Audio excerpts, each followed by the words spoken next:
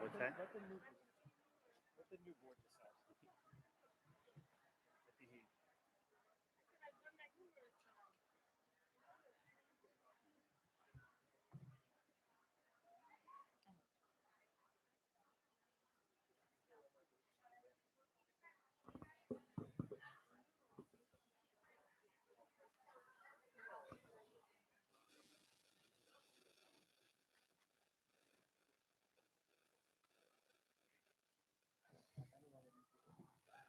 What?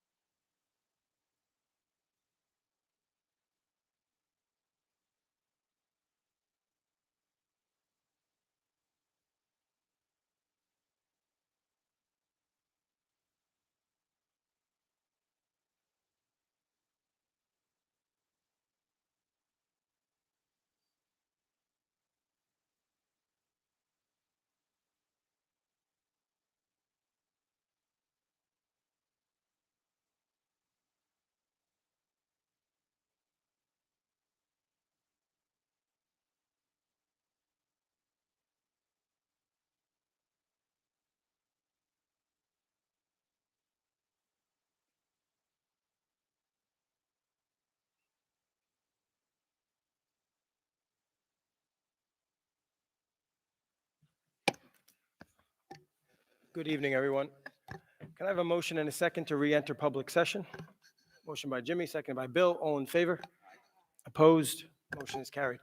Can everyone please stand for the pledge and then remain standing for a moment of silence for all of our servicemen and women who are stationed around the globe protecting our freedoms?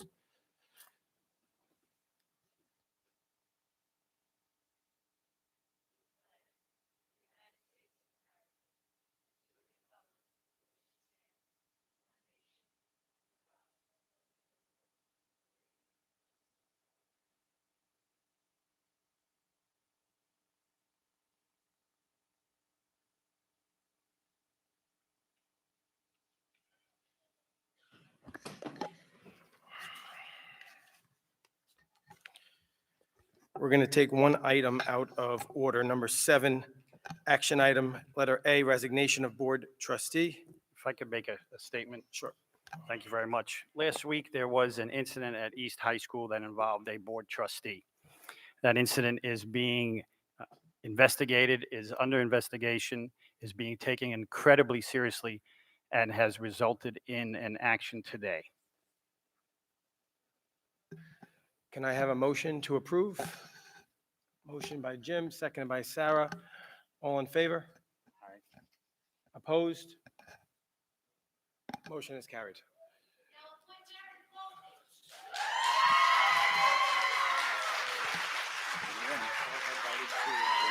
Yeah.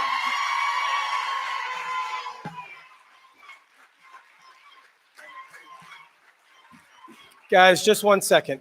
There is a ton on here, and I know a lot of people want to speak. If people are going to call out, you're going to all get a chance to speak. I promise every single person here that wants to speak will. But if people continue to call out, we either have to remove people or we're going to cancel public session, which is not mandated by the state. And I don't want to do either one of those because I want the community the ability. I promise anybody who wants to speak can speak, but we cannot have people calling out. Please. I'm going to turn it over to you for the superintendent's report. Thank you. First piece of action we're going to do is honor some people that have been with us for a long time. We have some retirees tonight.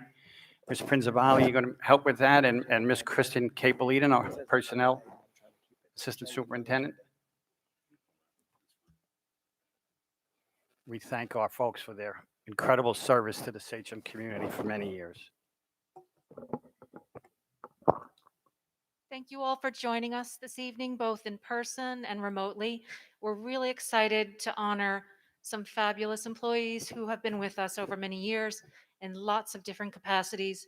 We know that Sachem is all about people, our employees who are in our classrooms, in our buildings, in various capacities as cooks, security, custodians, teachers' assistants, clerical, chiefs.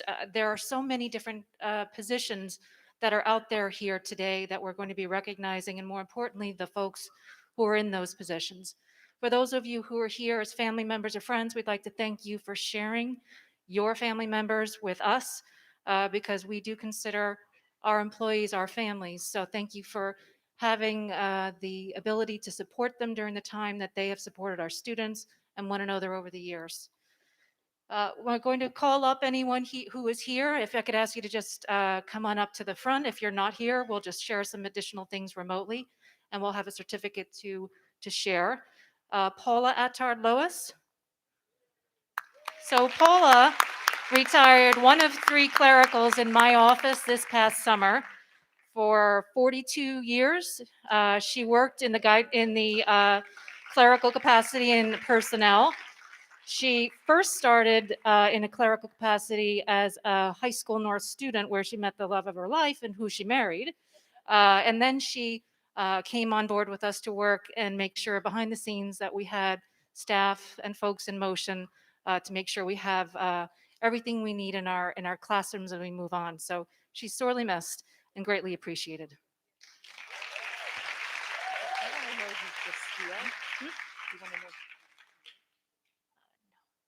Pat Aubrey. Pat Aubrey, before she was the Chippewa leader and principal at Chippewa, she was also a teacher. She is known for being a compassionate, sensitive leader who is there to support the community, the students, and her staff. She's the glue which keeps people together and circumstances moving forward during times of difficulty. Congratulations. Patricia Aletta. Dr. Aletta is a special education teacher here within the district. She also received her doctorate within the last couple years. Not an easy feat among keeping with the regular school year and being the supervisor for SESI, making sure to put the students of Sachem first. She will be greatly missed. Congratulations. Michael Barbuska. He's a custodian at North who is always known for his warm smile, pitching in, and being a great team member. Congratulations. Colleen Boland, Winona teacher assistant. Colleen has worked as a teacher assistant along fellow retiree this evening, Linda Gibraldi, for 31 years, making sure that our students were supported in the special education classroom, and she will also be greatly missed. Catherine Bennett, Waverly ENL teacher today, is going to be retiring, and she's reflecting upon her impact that she made with Sachem students, including receiving letters and essays from students and how they were influenced by her as they grew into the lives of their adulthood. One thing I just want to share, a quote from Catherine: people say Sachem is a big family, and those words could not be truer. When I came to Sachem, I was welcomed by the community. Everyone was so nice and friendly, and that continues to be this way to this very day. Sandra Boucher, school media library specialist, often known as the hub of the building. Sandy has worked as a school media in our elementary and our middle schools over the years. She's also been in some leadership roles among her capacity as a school media specialist, and was also recognized as an SCTA Educator of the Year and the recipient of a technology award from the Suffolk School Media Library Association. Congratulations. Angela Canales. Angela is an elementary teacher here who's retiring from Samoset. One thing I'd like to share with you that we had in a reflection conversation just the other day was she loves her job and has loved it each and every day that she's come to school, wanting to make sure to make differences in the lives of children. She spoke about how the impact of having activities for children that branched out of the classroom, field trips, activities in which they had collaborative um, events between students and teachers was really a pivotal point for her and something that she will greatly miss. Carol Kavanaugh. Carol Kavanaugh is a cook who most recently retired a few months ago from Seneca Middle School. She has actually been in various schools over the course of the years. Carol has some beautiful grandchildren, and she looks forward to spending time with her husband, who recently retired this month, spending time with her grandchildren and traveling. Congratulations. Laura Clifford. Laura Clifford's an elementary teacher at Nokomis. Laura's excited to embark upon her new chapter. She is known for embracing children, and the more challenging the situation, the more she embraced it, and the students loved her right on back. She has also been known as someone who, where did I go here? She's also been known to make a lot of really big differences and make changes in the lives of students. Congratulations. Vicky Corso. So Vicky Corso has been in the district working for 41 years. Her husband Frank is with her this evening, as well as I believe her children. She is a special education teacher who teaches from the heart. I learned that myself during an evening conversation with her a few months ago, and I thought, boy, I wish my children had you as a teacher. So she teaches from her heart, like the students in her classroom are her very own children. Congratulations. Faith Delacqua is a clerical office assistant who has been in various locations throughout our district, including buildings and guidance, as well as transportation. She has a calm demeanor. She's very sensitive to others, and she has always had a smile and been a person to pitch in. Congratulations. Rosemary Dene Russo, a cleric who worked also in the Office of Special Services and the guidance department for district office. She's worked through the SESI program with Dr. Arletto over the last couple of years, and she was working behind the scenes to make sure our special education students got all the best opportunities they can throughout the school year. Larry DiCarlo. Lawrence DiCarlo was a custodian who was who I first met over at Gate Lot. The students flocked to him. They just flocked to him. He just had this great way about him, and he was very much engaged with the students throughout the entire time. When he went to transportation, he also made sure that everything was up to snuff for our drivers, so our students could safely come to and from school. Deborah DeGrandes, we'd like to congratulate her on her recent marriage. Deb's been an English teacher in our high school North and Seneca over the last number of years. She was also an avid writer. She's published poetry, been recognized for her writings, and she is looking forward in retirement to sleep later than when she was employed, moving to Pennsylvania to be near her family and enjoying having quality time with her new husband. Congratulations. Denise Dolan. Denise Dolan, for those of you who are not aware, an assistant principal who's retiring from Seneca, previously was at North and was previously at East. She was also a guidance counselor and took her role of counseling students and making effective change in others, more importantly in students and choices throughout that whole time. Healthy choices are some of the things that she really liked to focus on, and right now she's looking forward to spending time with her family. Roseanne Draghi. Roseanne Draghi is a teacher assistant who retired early this school year. Her focus is her family, and her students are also her family. She always had a warm smile. She had a heart filled with love and care for her students, and she will be missed. Jim Enright. Jim Enright is a chief custodian who retired from High School North, but he's been in lots of our buildings in a custodial and a leadership role. He's known for helping and giving back to others through things where, be it a drive to collect coats for students or the Lighthouse mission, his goal is to help others, and now he has that opportunity to do that full time. Michael Fields, another custodian who has worked for the district for over 30 years. He gave his time and his dedication to his job in the Sachem community. He spent 20 of those years in Chippewa with Pat, and that is a place that he felt was home. He's retired and is currently in Pennsylvania, where he's enjoying hunting. Debbie Fritzy also found a home, and she was at North when she found it.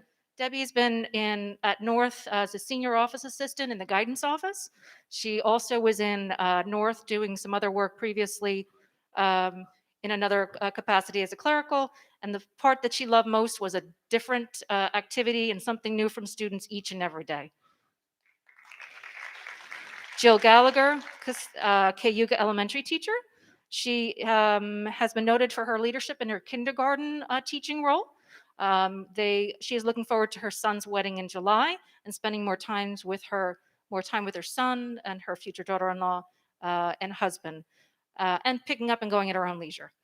Congratulations. Linda Gibraldi. Linda Gibraldi started in 1988, right? 1988. So she's had a 33-year-long career here in Sachem. She has touched the lives of countless students and families over the course of those years. Letters, accolades, describing what you've done and an impact that you've made. You're patient, persistent, and you're an advocate for students. Congratulations. Virginia Goldhammer is also another school media library specialist who retired from Samoset earlier this school year, another hub of the learning school community. She is a person who was the hub of integration and collaborating with teachers, and she's also retired, and we wish her all the best in retirement. Lorraine Grant.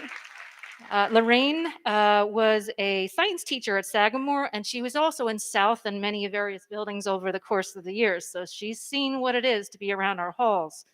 She also, prior to teaching, worked in private sector in a biomedical firm in private sector, and she's looking forward to going to the U.S. national parks.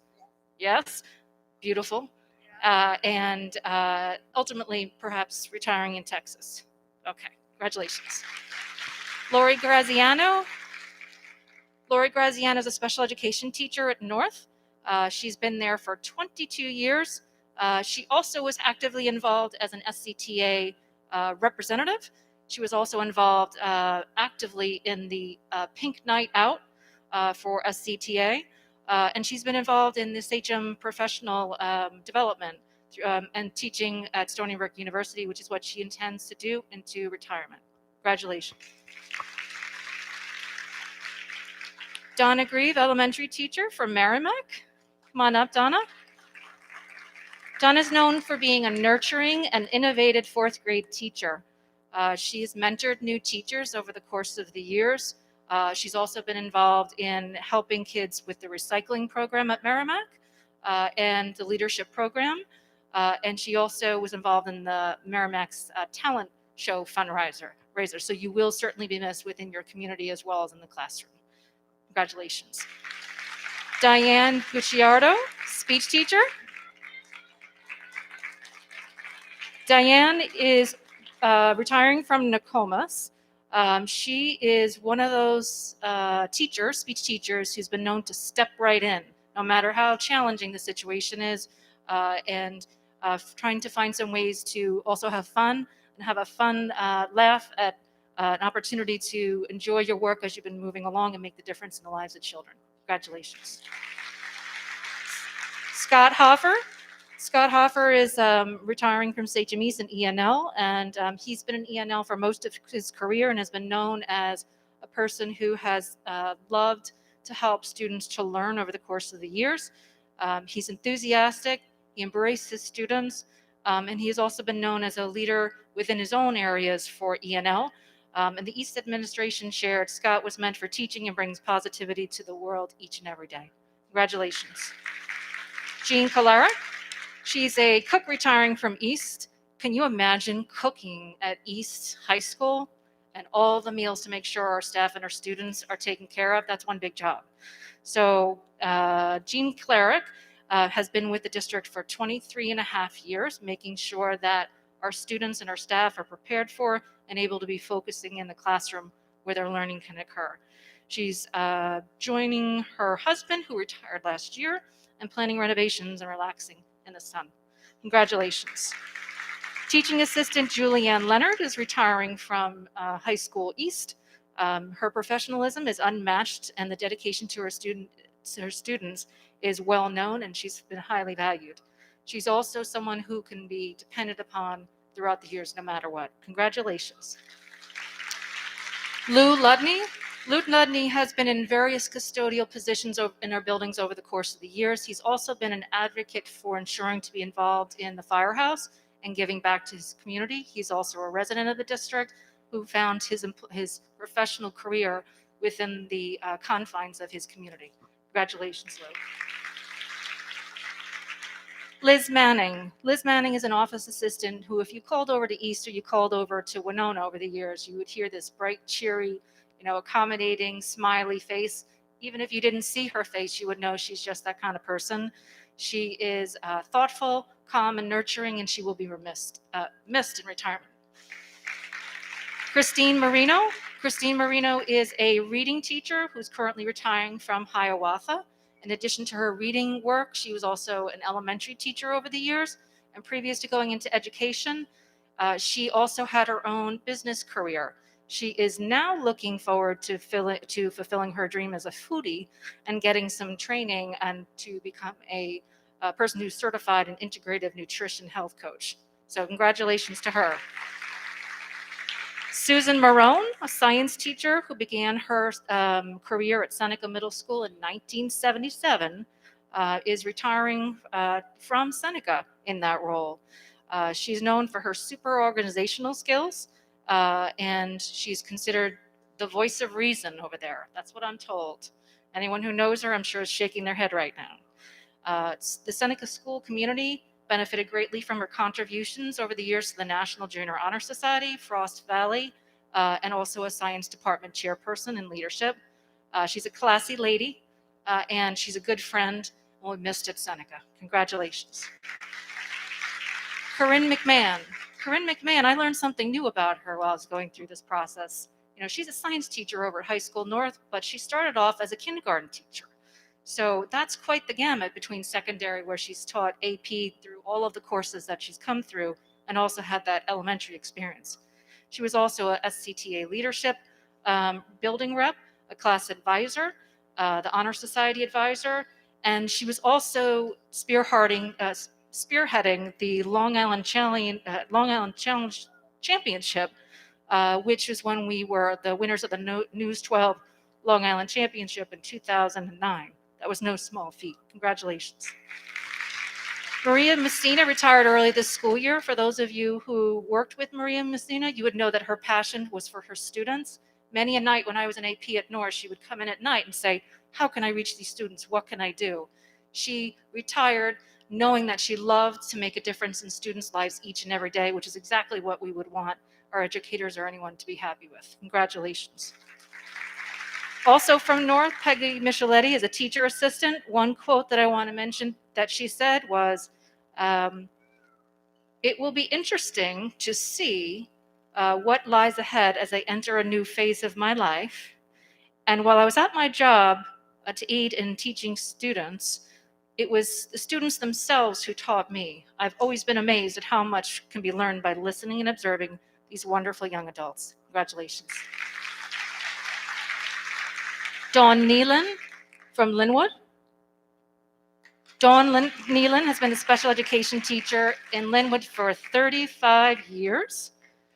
She has taught each and every grade level. She's been involved in the ICT class, the first one that was piloted in the district, and she's helped develop that program over the course of the year for our special education students.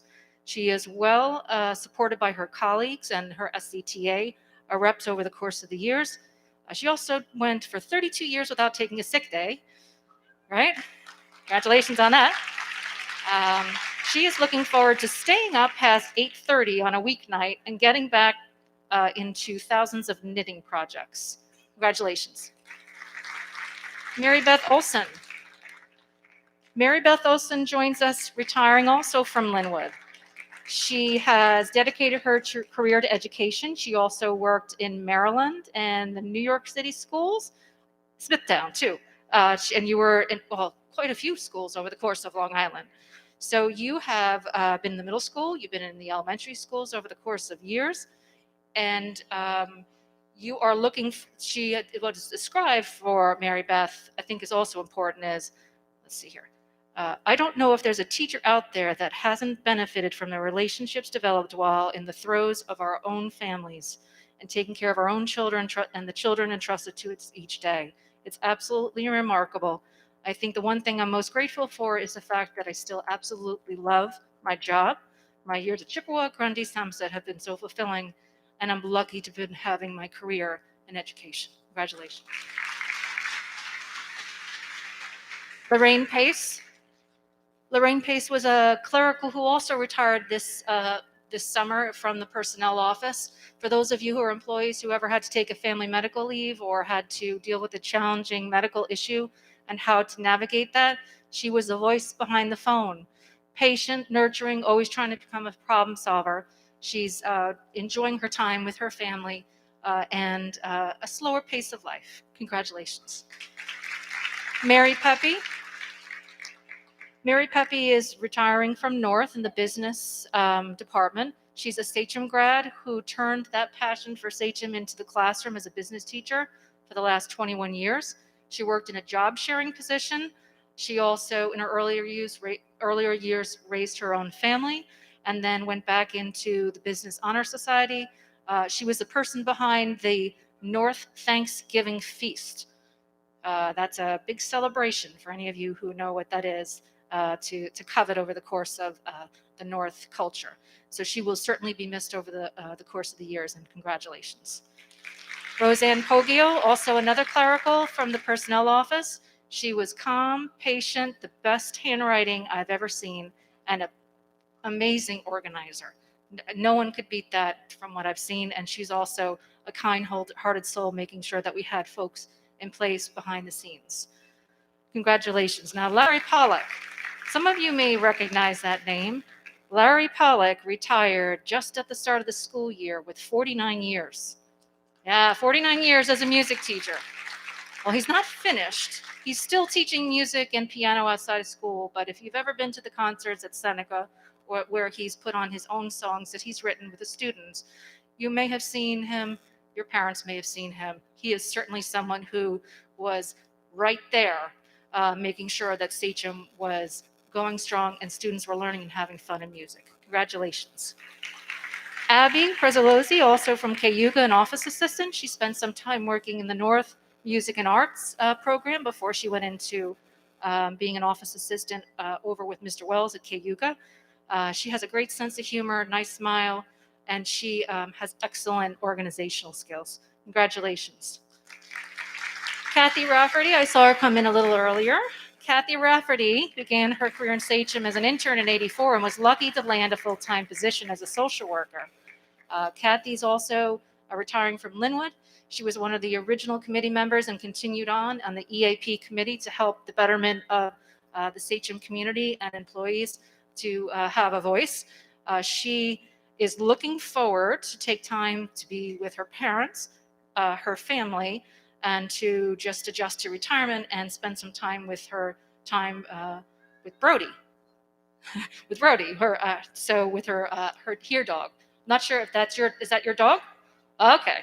So she's a social worker who's made a lot of differences behind the scenes to help students to be their best selves. Mary Rispoli, special education teacher at North, began 21 years ago as a teacher assistant here in the district.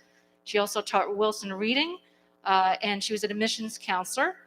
She's looking forward to spending some time in a relaxed setting and having more time on her hands. Congratulations. Sherry Rose, I saw you out there. Sherry, did you bring popcorn? Okay. Sherry is her hearing impaired teacher, which is a unique position and has such an impact with students who need to be provided with some services and to make some changes. She has been a teacher of the deaf and hard of hearing in Sachem for 30 years. She's worked in 12 of our 15 buildings and started the American Sign Language program as an elective. And she also has been involved in clubs as advisors and a myriad of activities and interpreted during graduation. She will be missed.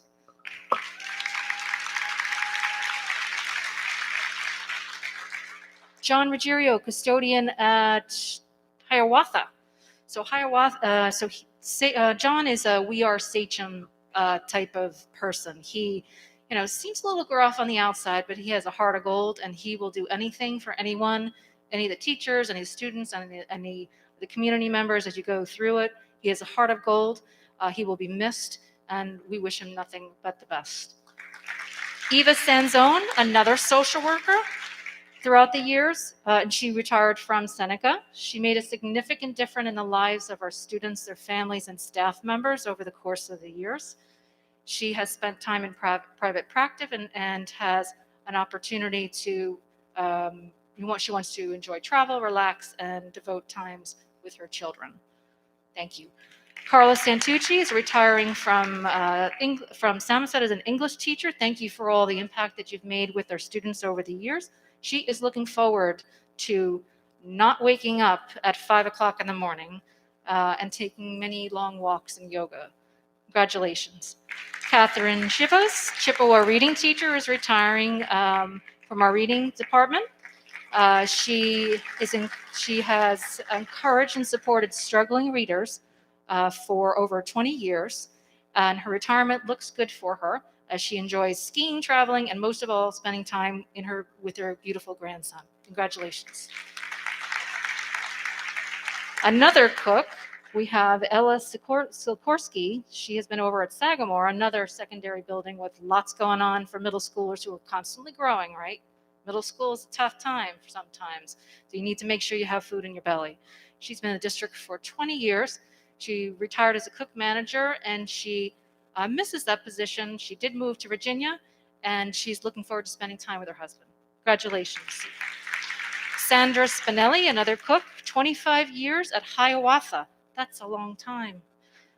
She retired as a cook manager. She's also moved to Pennsylvania, and she's enjoying spending time with her husband exploring their new location. Angela Thiel. Angela Thiel is a special education teacher who is also a chairperson at Seneca. She was considered a person who is a go-to person within the department for all special education related matters. She is one of what is described within the building as one of their finest leaders in special education. She really has made an impact with students, both herself as a teacher and helping teachers and teacher assistants to make differences in the lives of children.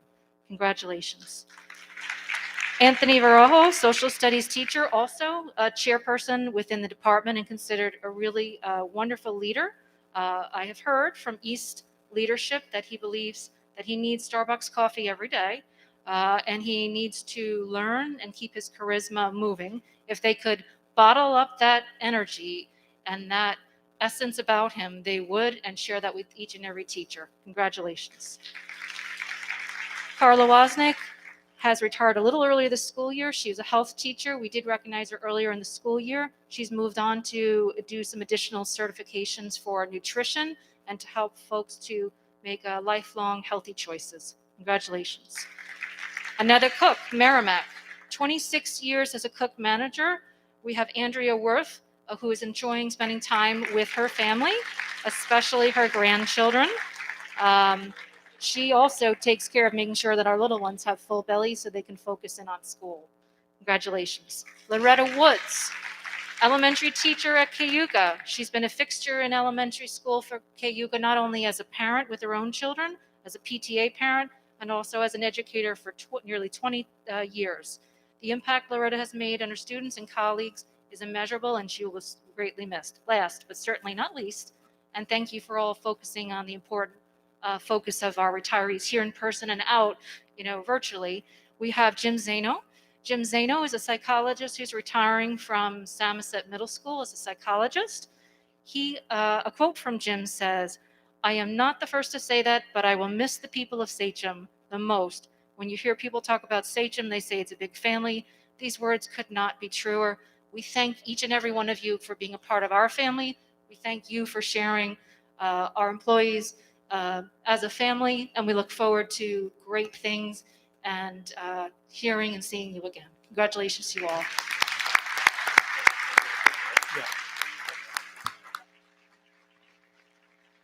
We're gonna we're gonna we're gonna invite the board.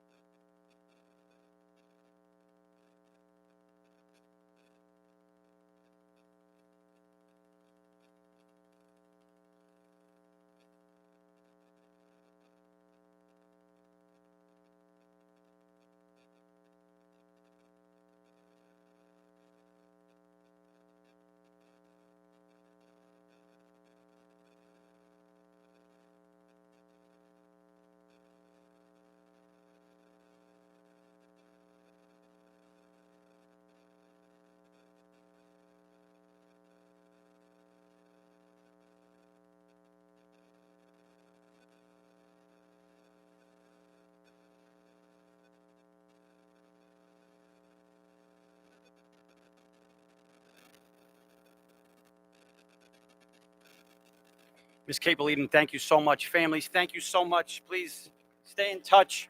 We thank you for your service to the Sachem family. You will be missed. A couple more announcements, please. I'd like to mention our National Merit finalists at North. We actually know them very well, this board, Millie Das and Nishta Bogra. They're not here tonight, but we want to recognize them. We also had National Merit finalists at East, Natalie Machado, and the National Merit Commended Scholar at East, Jaden Riley. Again, could not be here tonight, but we thank them. Lastly, our SCOPE Awards. Each year, SCOPE gives district-wide awards to important members of school communities. This year, getting the awards, Mr. Jose Cruz, Administrative Service Award. He could not attend tonight, but we thank him, Mr. Cruz. Mr. Cruz is the one that actually came to me early September and said, I had a soda and an idea, except he didn't say I had a soda, but he had an idea, and he wanted to come and pitch this idea of a remote academy after school. So I really appreciate his coming up with that idea and talking with us about that. Very important. person who is here tonight and is winning the Administrator Service Award. We thank her so much for her work this year in terms of working with us through COVID and contact tracing, Miss Stacy Spadafora Dicio.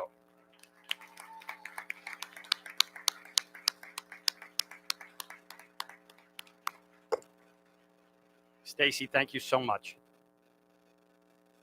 Our next award is the Community Service Award. Our PTA Council President, Ms. Bevan Lannis. Bevan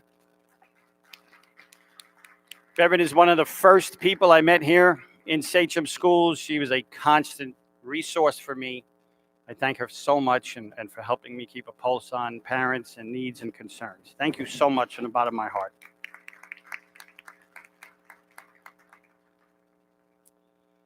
Kathleen McCabe, Support Staff Service Award. Mrs. McCabe, what an incredible job you did this year in keeping us healthy and safe. We could not have made it through all of this without you. Thank you so much, Kathy. And Mary Pepe earned the Teacher Service Award. Ms. Pepe, thank you so much. She cannot attend as well, but please a round of applause for Ms. Pepe. Yeah, if you don't mind. I'm sorry, another quick picture.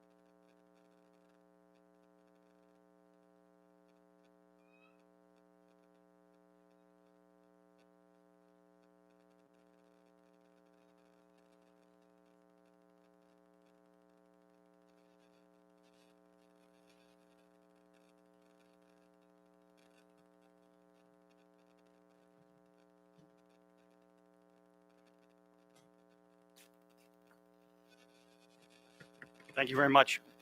There were a couple presentations tonight. Ms. Hines was prepared to do a presentation. Ms. Hines, I'm sorry.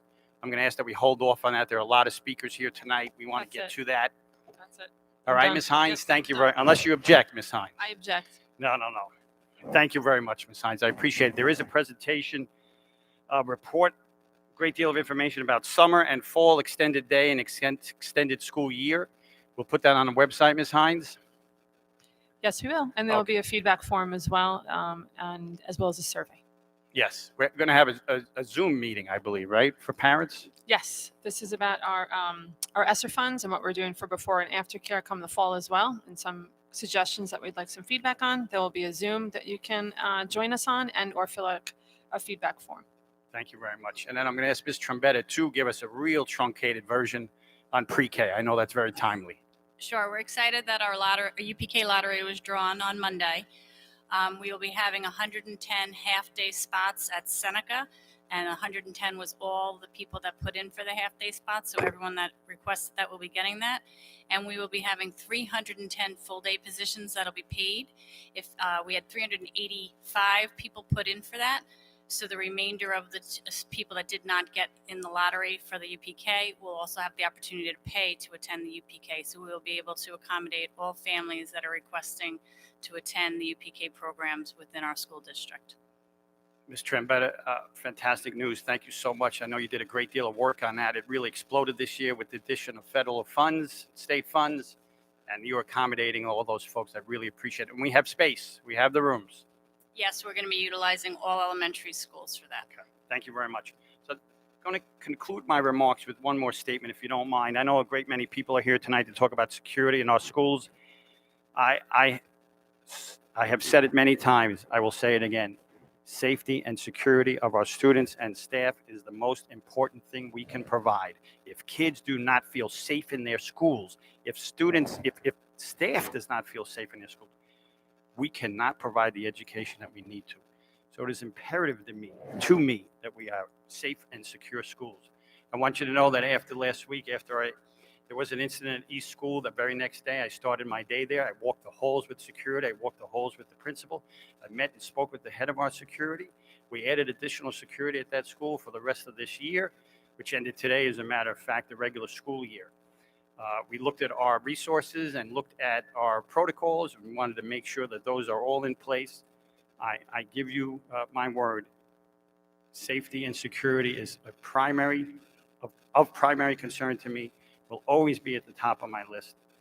Sure, academic achievement, athletic achievement, the sports and arts and crafts, everything. We talk about the whole child.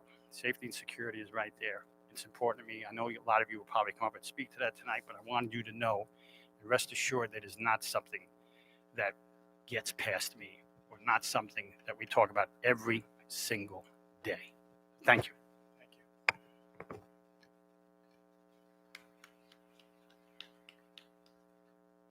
On the top of page F is approval of minutes for the Wednesday, June 2nd and Sunday, June 6th meetings. Can I please have a motion? Motion by Laura, seconded by Meredith. Any questions? All in favor? Opposed? Motion is carried. There are two visiting sections for public comment on the agenda. The first one is for agenda items only, and then the second one is for non-agenda items. There are two people that I'm not 100% sure what it's for, because you just checked the box and didn't write it. So I'm just going to call up the ones that did write what the reason was for, and then we'll call everybody else second. Mr. and Mrs. Van Deventer.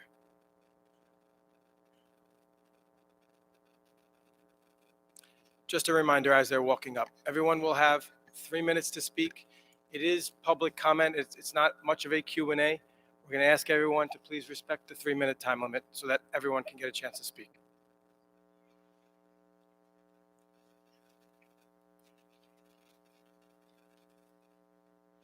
Good evening, President Piccirillo, Vice President Wadaba, members of the board, Dr. Pelletieri, and members of the cabinet. We are here to talk about the events that occurred at Sachem East High School on June 9th, 2021, during 8th period.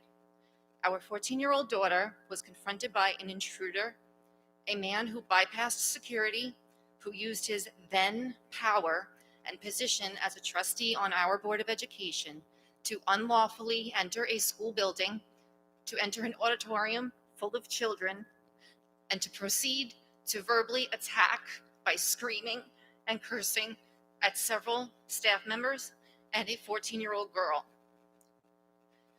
This occurred with no physical intervention by security, no lockdown procedure. He was face to face within feet of a child, a young girl as she sit at her school. We've relived this day again and again, and quite frankly, do not wish to do that again.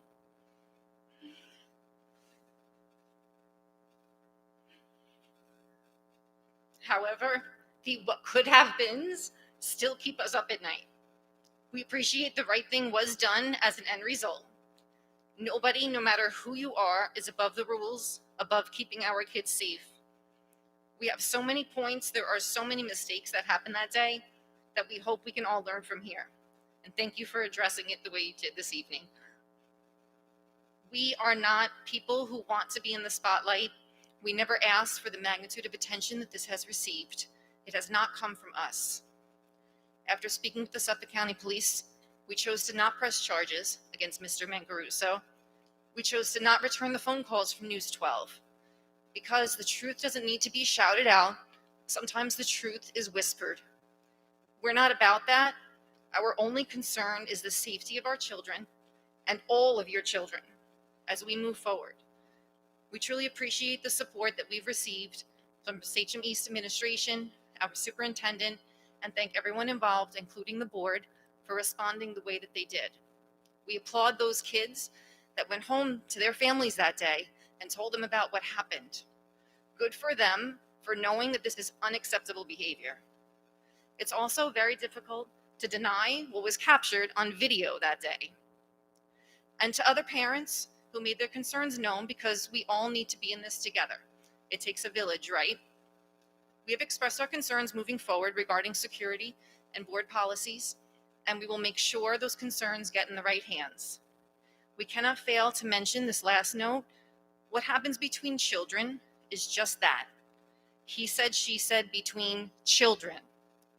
We need to be better as adults to model how to communicate, how to handle conflict, how to practice self-control. This never had to happen, and that's the most unfortunate part. Unfortunate for all parties. These young, impressionable minds never should have witnessed what they did that day in the place where they should be the safest, in their school.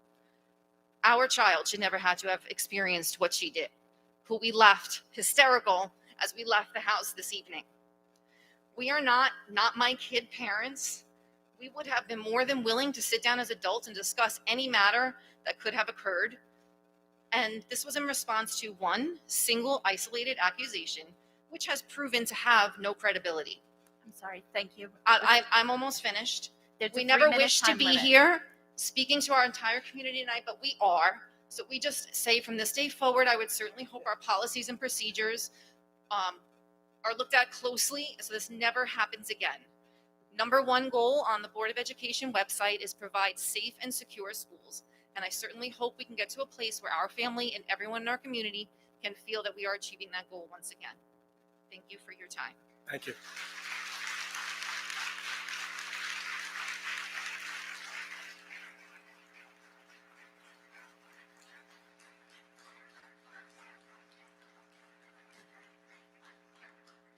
I apologize if I mispronounce this last name. It's Kristen Dukas.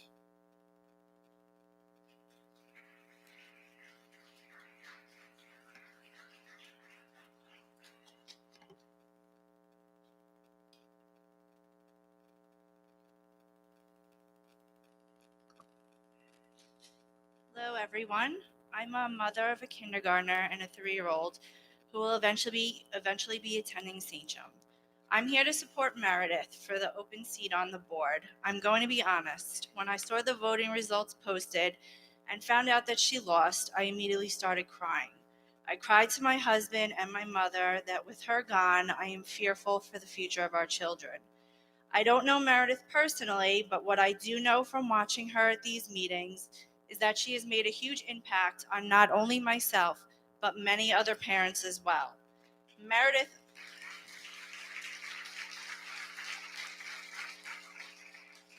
Meredith always speaks up for our kids, and she truly has their best interest at heart. You would be doing the community a huge disservice to not appoint her. The last election was less than a month ago, and she had the 4th largest amount of votes with 1,625 votes, and only a 219 vote difference between her and the 3rd place candidate. So naturally, it makes sense for her to be next in line to take the seat.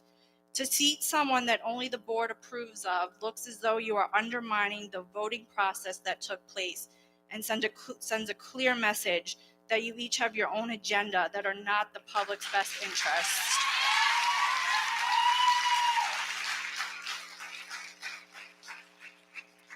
Voting proves what the community wants. By placing Meredith in the empty seat, not only will it save time, but also taxpayers' money. This would show that you're actually willing to serve your community, and your community has clearly spoken. We want Meredith.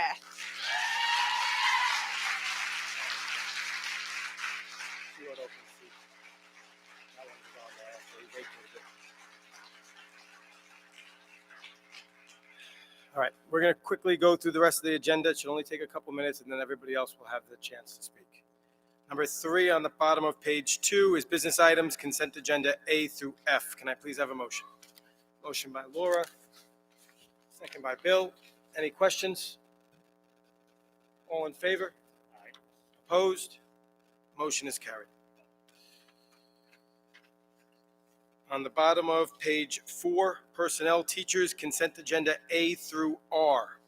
Can I please have a motion? Motion by Meredith. Seconded by Rob. Any questions? All in favor? Opposed? Motion is carried. Number 5 is Personnel Support Staff Consent Agenda A through K. Can I please have a motion? Motion by Sarah, second by Laura. Any questions? All in favor? Opposed? Motion is carried.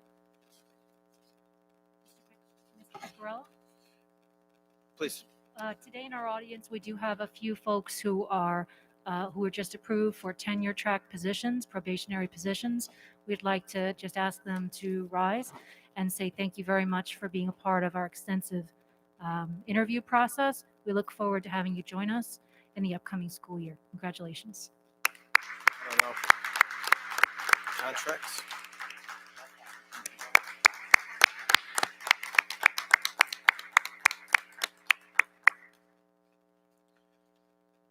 On the top of page 6 is Personnel Administrators Consent Agenda A through B. Can I please have a motion? Motion by Laura, seconded by Meredith. Any questions? All in favor? Opposed? I'm going to abstain, Allison. Motion is carried. Number 7, we did already. Number 8 is Contracts, Consent Agenda A through L. Can I please have a motion? Motion by Sarah. Second by Rob. Any questions? All in favor? Opposed? Motion is carried.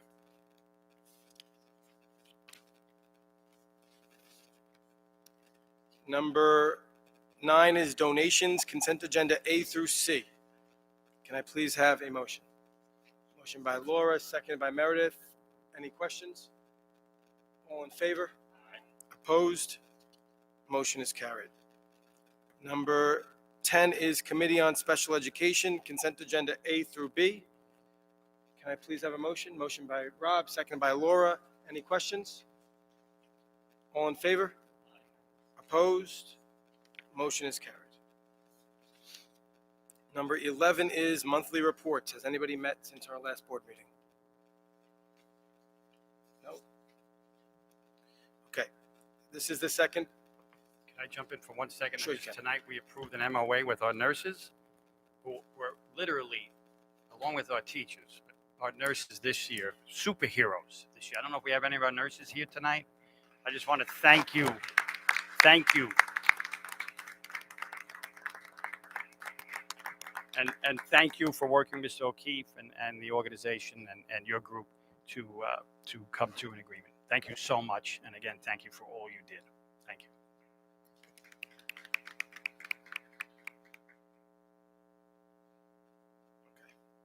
This is the second portion of public comment. Each individual will have 3 minutes to come up and speak. There is many people here that want to come speak about masks, and I want every single person to speak about them. What was it, 2 Mondays ago or 2 Sundays ago? We voted to take the masks off because there was conflicting information from the governor.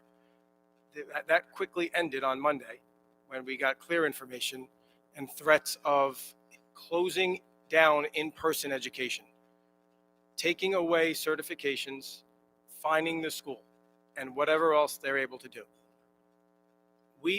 This board has made it clear that we stand with this community 100%, but I'm not willing to send kids home like we did in March. And I think that would be more detrimental, even with only a week or 2 left, than it would where we are right now. So I want everyone to come speak, say your piece, please. Please respect Mrs. Florio, who will tell you when your 3 minutes is up, and the many, many people that are behind you. The first person up is Maria Canino.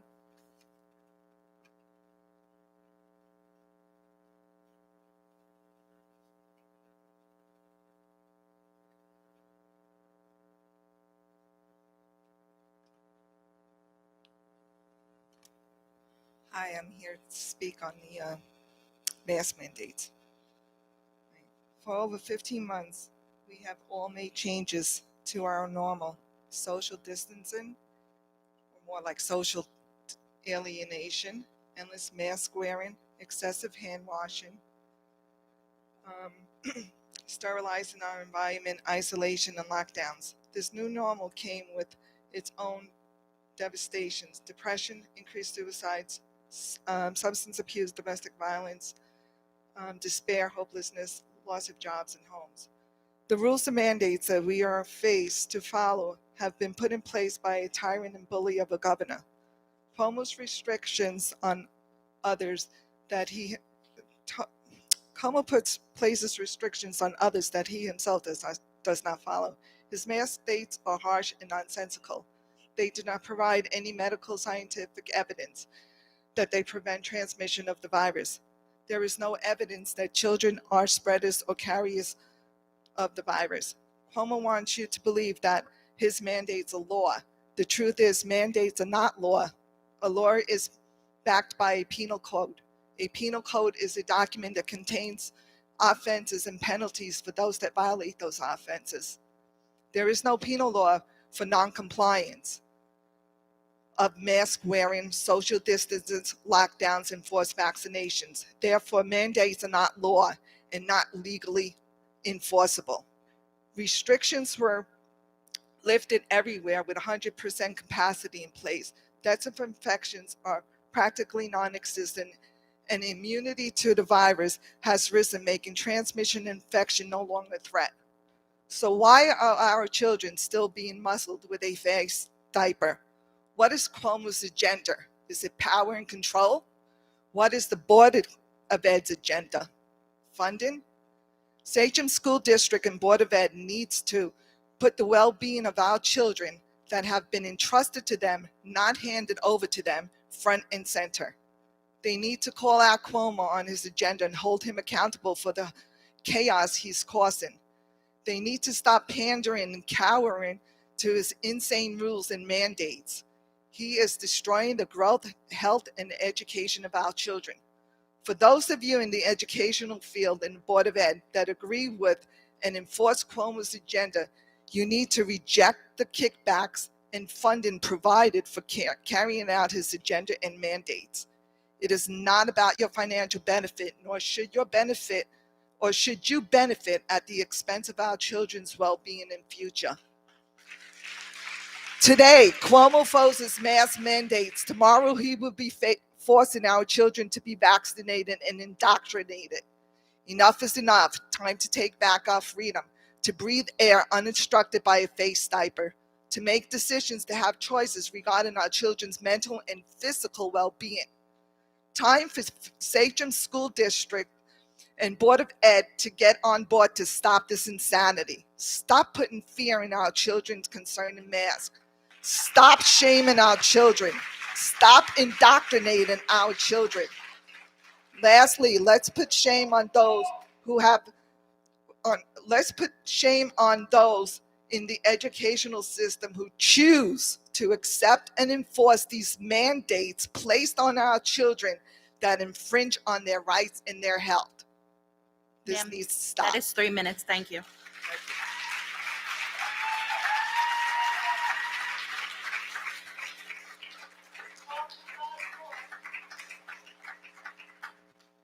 Joanne Misa?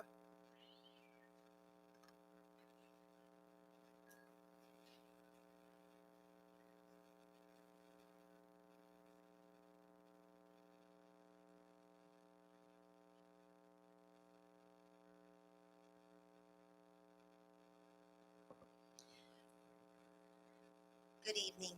I'm here to inform you that the people of Suffolk County are no longer willing to accept the Como made me do it excuse for the actions of the board members of all school districts in Suffolk County. This serves as notice that the mandate for any individual to wear a mask against COVID-19 to attend school violates federal law. In particular, Title 21 USC, Section 360 BBB. This pertains to emergency use authorized products, and it states that individuals to whom the product is administered must be informed of the option to accept or refuse administration of the product. EUA products are by definition experimental and thus require the right to refuse. Under the Nuremberg Code, the foundation of ethical medicine, no one may be coerced to participate in a medical experiment. The Board of Education members have sworn an oath to the United States Constitution and the New York State Constitution. At this time, you are all in violation of your oaths of office. 18 U.S. Code, Section 242, deprivation of rights under the color of law. Anyone who deprives another of their human rights under the guise of a law is in violation of this federal law, which carries a penalty of fine and imprisonment. Executive orders are not law, do not have the force of law, and do not pertain and never have pertained to civilians. And yet, you are choosing to follow the executive orders of a tyrannical governor. It is your duty as a sworn public servant to go against tyrannical orders. And most importantly, 18 U.S. Code Section 1040, fraud in connection with major disaster or emergency benefits. If you have accepted fraudulent emergency benefits, since we are not in a state of emergency anywhere in the state of New York, in exchange for the human rights of our children, so help you God, because in a court of law, no judge is going to accept ignorance of the law as a legal defense. And I yield.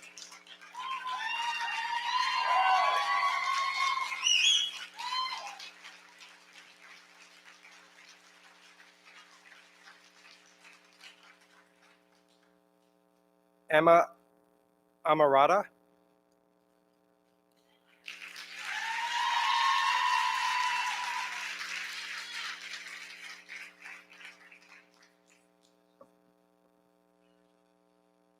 Good evening. My name is Emelina Amarada. I'm a sixth grader student at Sagamore Middle School. Before I state my concerns, I'd like to congratulate Dr. Pilateri on your position here at Sachem. I hope you're here to stay for a while and get this district back on its feet to where it once was. From what my mom says, you have a lot on your plate. Thank you, But Emma. you're welcome. We're going to be okay, Emma. You're going to do it. All right? But I am an optimistic, and I believe in the Sachem Board of Education will do the right thing by us kids. My mom always tells me to be the voice. Without a voice, there is no results. And sometimes we need to stand up for what we believe in, even if I must stand alone. So here it goes. And I, kids of Sachem, I have seen my peers struggle all year with their classwork and not turning in homework on time because of simple mistakes. I have friends who have never struggled and now they have a hard time focusing. Friends that do not want to go to school because of the anxiety that they have. Some don't even want to wake up in the morning because they are depressed. I, myself, had a hard time this year learning. Math was rough for me this year because what I should have been learning in 5th grade got taken away from me in 6th grade. Hybrid learning was not the greatest. Trying to teach yourself that you had never learned before is a little hard. It was not until I went back full time that my grades went back up. I was learning 5 days a week again. It felt so good to be back. So you see, we need our teachers. I need my teachers. We need things to go back to normal, or at least somewhat normal. Let's face it, we're not going back to normal. That is why we need you to protect us. To the people higher than the Board of Ed, you sit behind a desk and hide and give out orders because you feel what's right for us. You don't have a clue what's right for us. At Linwood Elementary School, I was taught the 7 habits, and I take those 7 habits every day with me. The 7 habits that we should all follow as a board and community. Habit 1, be proactive. Being proactive means controlling your environment rather than having it control you. When faced with difficult situations, we need to find solutions rather than being overlooked. Habit 2, being in with the end in mind. Think about your goal and achieve it. Habit 3, put first things first. People put things on a list that are important, but what happens is that you're pushing You put the list together, but then you take that list and it gets pushed aside, just like us kids. Habit 4, think win-win. If we come together, we can win, but we need to do it together. Habit 5, seek first to understand, then to be understood. This habit means not many people do actively listening while another person is talking. Please listen to me, to us. Habit 6, synergize, means to help discover things together. You are much less likely to discover by yourself. The key is to value differences among people and try to build together to find solutions. Habit 7, sharpen the saw, means taking time to enhance yourself and grow as an individual. We can all grow, learning never stops. So these habits are important. It is coming together and about being one, strong as one. If we all applied these habits, then we can definitely be Sachem strong. I get it, we are all frustrated, but with some patience, love, and compassion are what we needed this year. I wish the faculty of Sachem could have stepped into our shoes and feel the emotions that we are feeling. Why did you all become teachers? Why do we have a board? Did some of you forget why you joined this profession? Well, I'm going to remind you, you had a passion to teach kids. You did it because you're loving, caring, nurturing, and passionate. You love what you do because someone in your lifetime of learning has inspired you to teach. That's why you are here today, to inspire us kids. Yes, the money is great and all, but it's not always about that. It's about us kids. This is a tough fight, and we will not win this fight if we are not together. If you are listening to me, I believe we are more than you already know. Before I end my letter, my favorite movie is Remember the Titans. And there is a quote from that movie my mom always tells me, attitude reflects leadership, Captain. Dr. Pilatari, you are a captain. Even if you are standing alone, but you're not alone. We are the future of this world. Thank you for your time.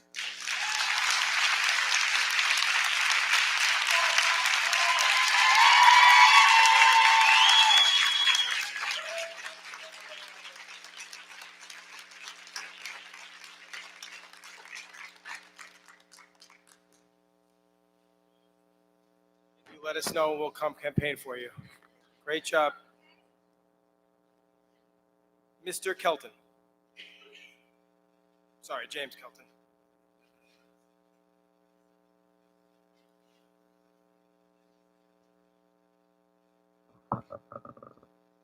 Good evening.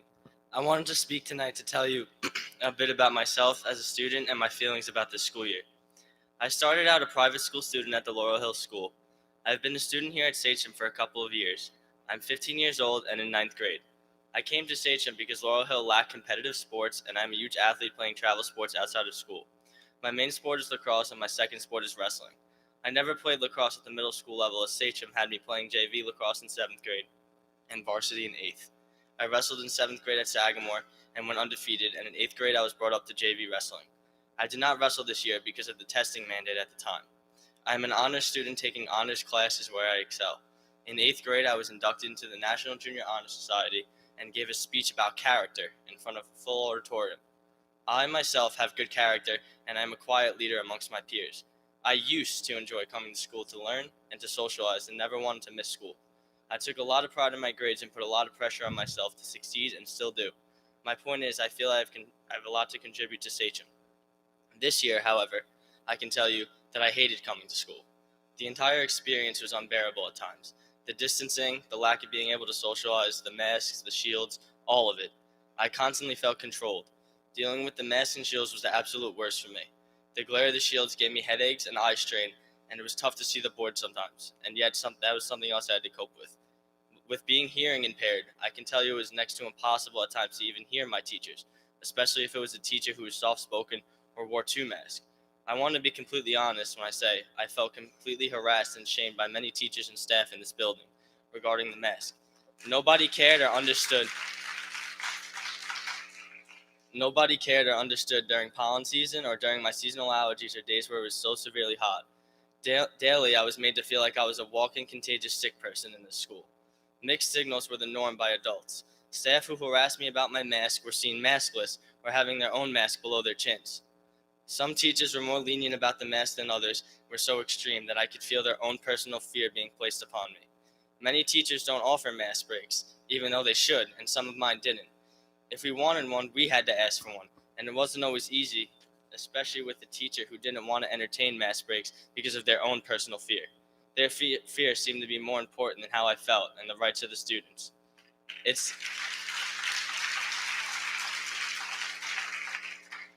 It seemed they had all the rights and we the students had none this year. I had headaches this year like I've never had before. This was never the norm for me, ever. Mask wearing made me feel invisible and created a huge disconnect between me, my teachers, and obviously my peers. I felt like I was in prison here. It's depressing to be in such an environment 5 days a week, 7 hours a day, when we should all just be kids. Sunday nights bring up anxious feelings about the week ahead. This isn't a happy place to come, but a sad place. I have a lot to offer to Sachem, but not on these terms and conditions, and if it stays like this, I'm probably not coming back to Sachem next year. Thank you. Thank you.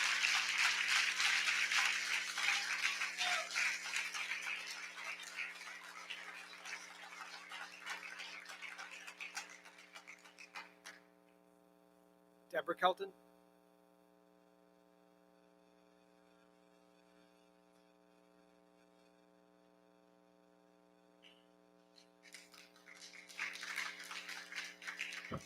I want to be quick because last time I was long. I just wanted to start by thanking the board for taking the stance that they did with the pushback against our tyrannical governor last Monday. My hope and suggestion is that the Sachem board collaborates alongside with other school boards and continues to fight back with other districts against this political science, because that's precisely what it is. None of this is science-based, it's all political science. We parents will stand behind you always, 100%. When you stand behind our children, we have your back. There is power in numbers if Sachem consistently stands with other like-minded districts for freedom of choice to mask or vaccinate and gives the parents the choice, which is where the choice should lie, not the government's hands.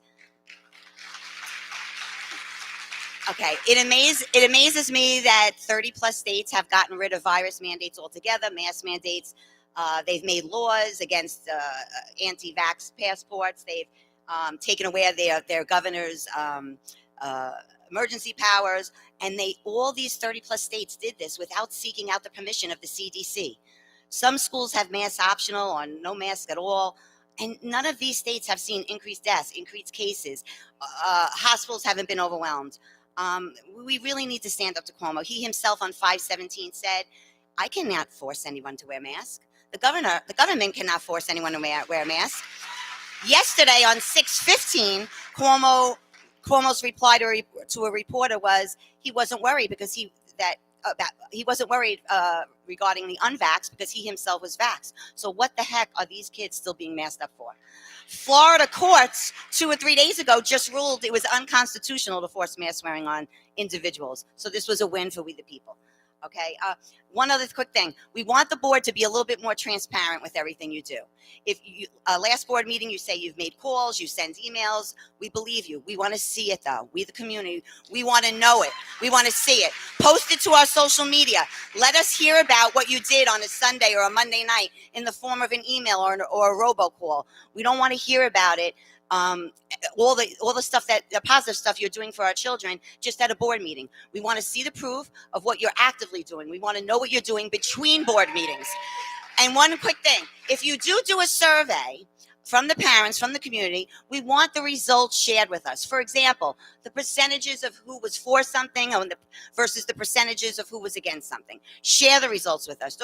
Don't just give us the survey and then forget about sharing the results. We want you to fight with us, come to rallies with us. We promise to make you aware of some of them. Have meetings with our local officials, be a voice with us for individual rights, freedom of choice per our Constitution, not just for our kids, but for your great staff and your teachers.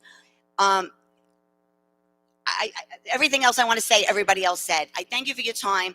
Please, we will have your back if you have our kids' backs. Thank you. Thank you, Mrs. Kelton.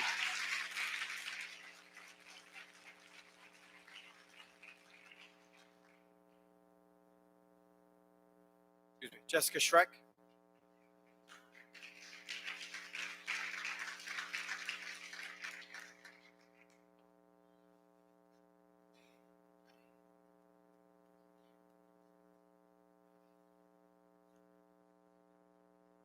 Hi, I am a Sachem alumni and mother of 2 small children in the district.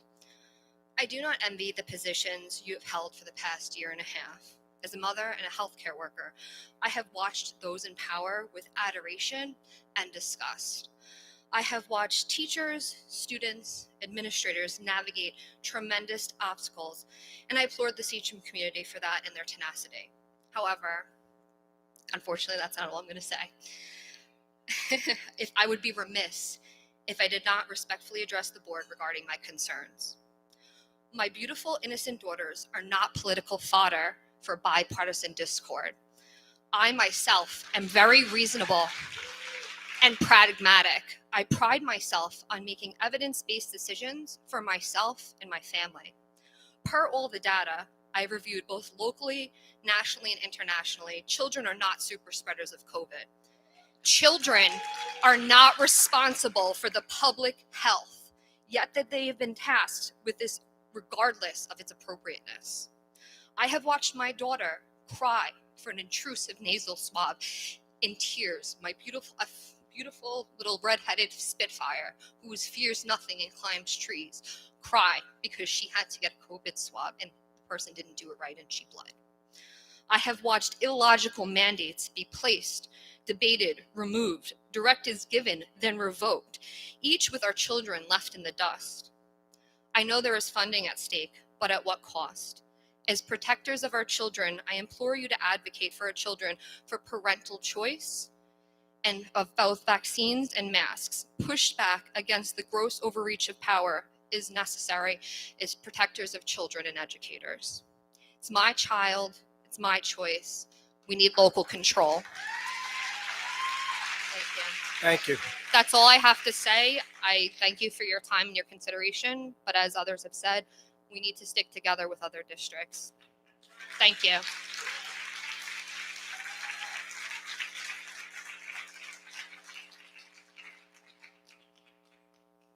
Lauren Capriola.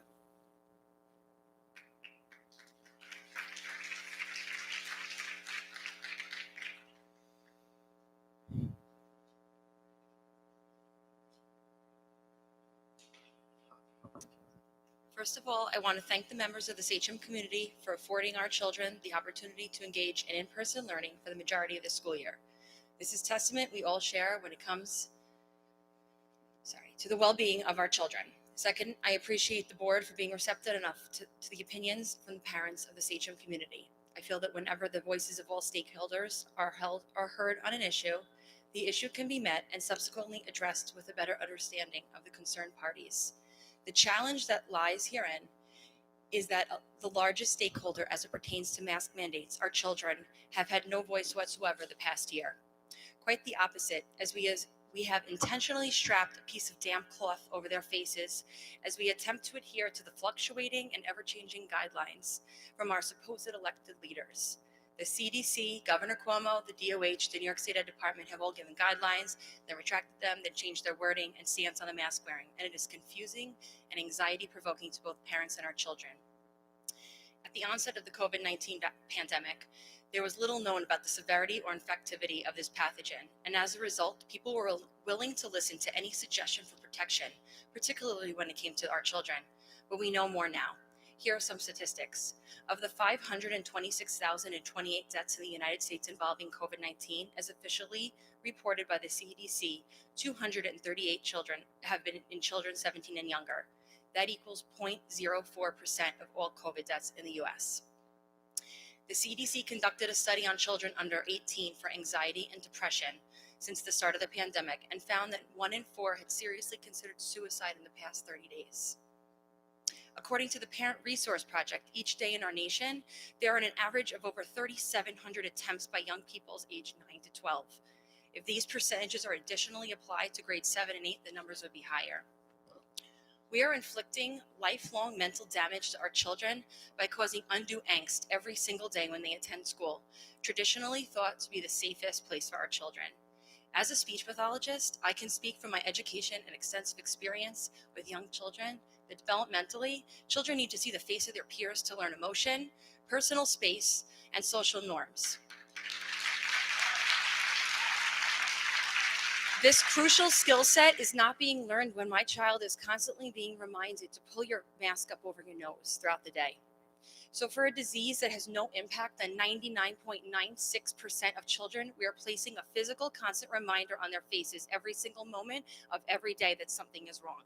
We are conditioning our children to be comfortable with something over their mouth and nose, something that restricts their breathing, something that is not even effective as transmitting the virus as stated on the boxes of masks that you're all wearing.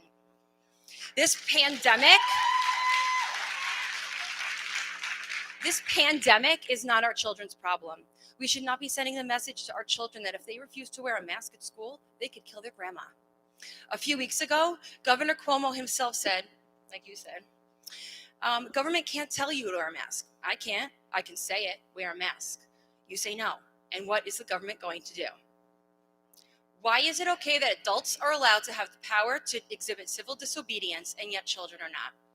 I call on this board to do what is right and end all mask mandates immediately and give the parents the choice to do what they want for their children.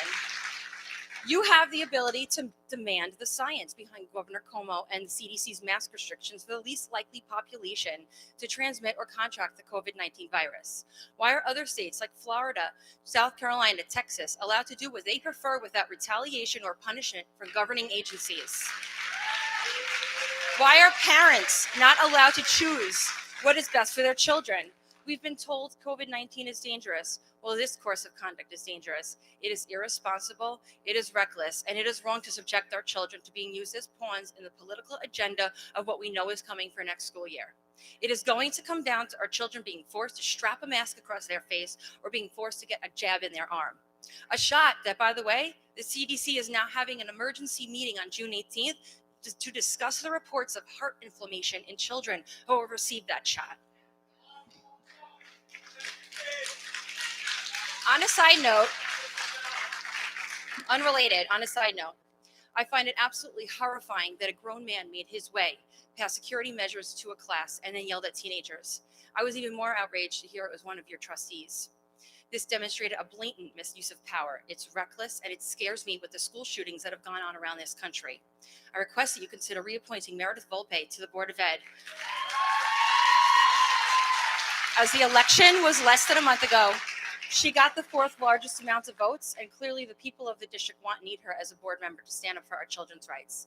Not only would you make the most residents of this district happy, but also this would be saving the taxpayers money by avoiding another voting process. Thank you for your time.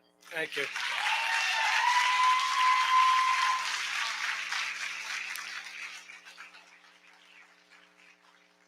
Mrs. Calamia?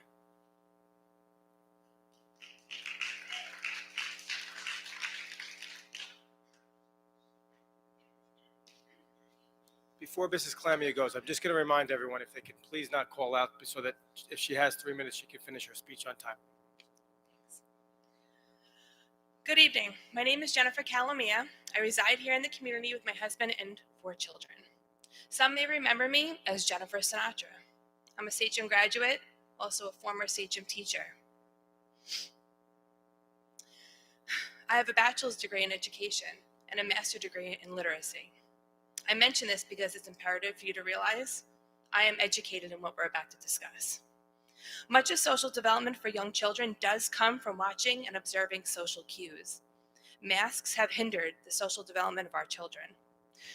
When children try to understand someone, they typically pay attention to the speaker's eyes, their nose, their mouth, and how their lips move. Then they use that information to comprehend what that person is talking about. At a young age, children do not have listening skills developed enough to help them through when the mouth is covered. Many rely on watching and observing the mouth to enhance their listening comprehension. Covering a mouth with a mask hinders that development as well. A vast majority of our community also receive services, especially in speech and language.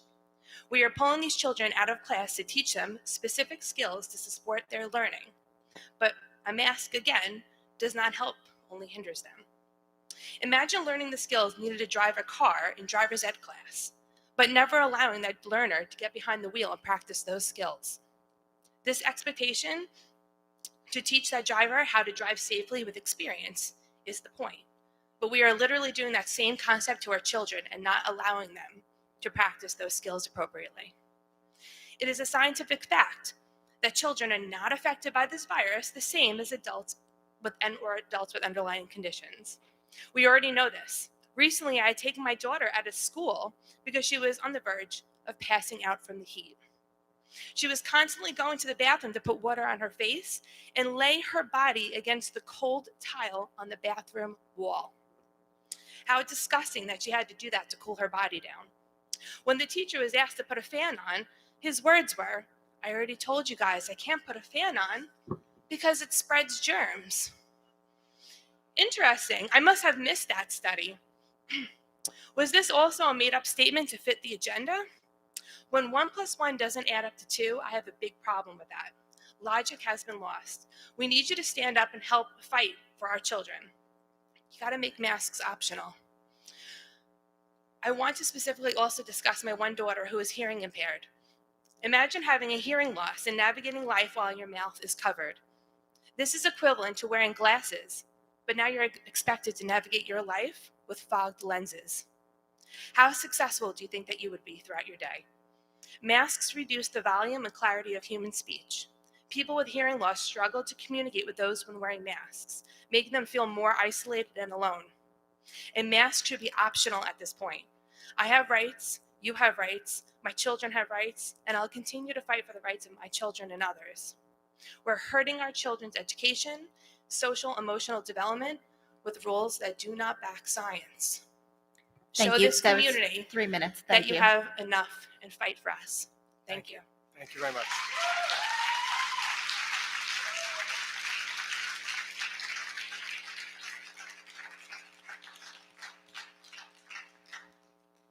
Christian Cordero.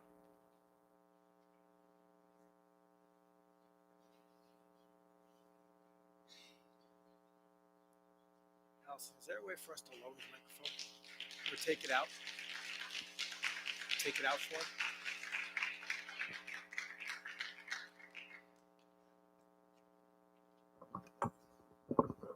Thank you, Katie.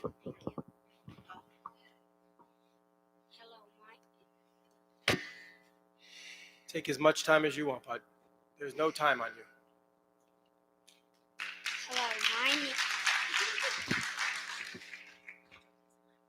Hello, my name is Christian. I am in first grade. Please take the masks off me and my friends. Thank you.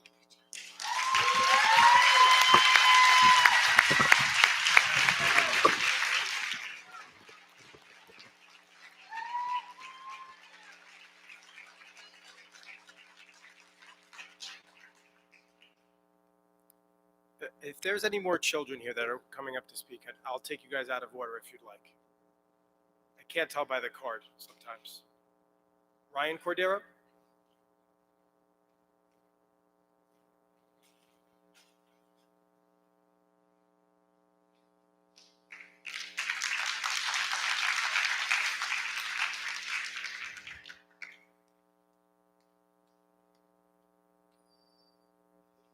Good evening. My name is Ryan. I am a CJM alumni and healthcare worker.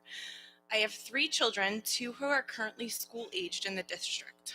I am sure this is not the first time you are hearing my name, as I have sent multiple emails over the last couple of months regarding one of the most relevant topics in our district, masks. While I appreciate what is being done to advocate for our children, I truly believe more can be done. Sachem had one maskless day, the best day ever, as my kids called it. But we ended up receiving pushback from the state, and this is where we need to fight more. This is where the districts need to be sending weekly and daily messages asking for the data, or the term that everyone is hooked on, the science behind why our children are in masks when the rest of New York is open. Why aren't all the school district attorneys banding together and pushing back as a whole? There are over 100 districts on Long Island alone. If all the districts banded together, how would the governor close schools? How would he strip everyone of their license and replace over 100 school boards? At the beginning of the year, At the beginning of the school year, the governor said that the schools were the safest place. We have to remind him of that. Strength in numbers. As for us parents, we all are. I know there has been much talk about temperatures within the classrooms. Luckily, my children are both in air-conditioned classrooms, but there are children that aren't. There are classrooms that are reaching 90 degrees. This is unethical and abusive. Why are we not taking all preventable measures for the children? All it takes is for one child to pass out from the heat, falling and hitting their head and suffering from a brain bleed. As parents, as leaders, as teachers, our role is to protect the children. Their role is not to protect us as adults. While I'm on the topic of protecting the children, we are all aware of the incident that happened at East. I truly feel the community made it known who they would like on this board in this last election. There's 5 people, and the 4th person in the election with the most votes from the community should be appointed to this position, which is Meredith. Thank you.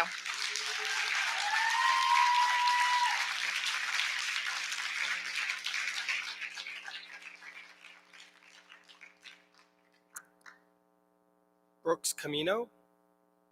I apologize if I butchered that. Okay.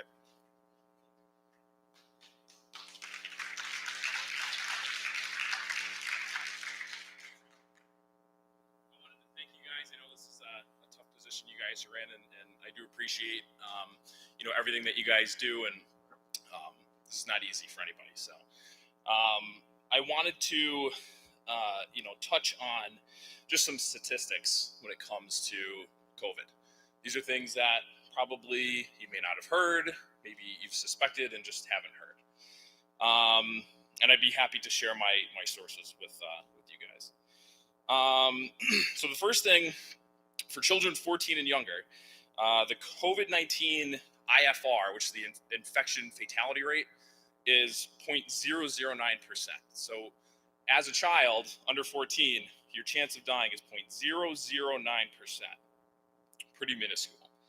To date, we've had, tragically, 28 deaths of kids under 19 years old in New York State. 92% of total fatalities have had at least one comorbidity. Let's talk about hospitalizations. A recent study came out and looked at hospitalization data for kids under 17 years old. The hospitalization rates stand at 17 per 100,000. Another recent study came out and said we're overestimating those hospitalizations by about 50%. Okay, so what those two numbers boil down to, again, is 0.0085% of chance of hospitalization. Lastly, let's talk about long COVID, right? Because everybody's concerned about, well, okay, you may not die, you may not be hospitalized, but maybe you'll be, presented with these long symptoms. Okay, another recent study looked at that. They characterized long COVID as having a median duration of 46 days, which would be a long time to have symptoms. I agree, but that's not a persistent, lifelong issue in my view. The percentage of kids with long COVID, again identified as 46 days, is 1.7%, and that's of symptomatic kids. And we know, somewhere between 50 to 75% of all cases are asymptomatic. So that number, 1.7, is way lower than that even. I just wanted to leave off. Obviously this is about masking tonight. I came down here tonight. I have 2 kids in the district. One's a kindergartner. One's going to be getting into hopefully the summer program here. It's going to come down to mask or vax. A couple other people have mentioned that tonight. It's up to you guys to take a stand for our kids, and we don't need to have a vaccine against something that's not really, as a statistical level, hurting our kids. If you look at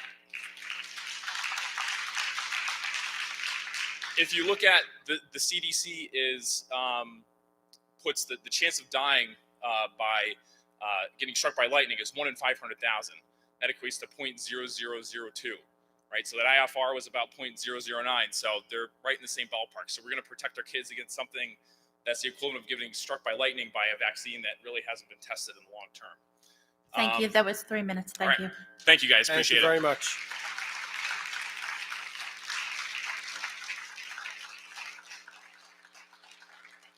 Amanda Walters.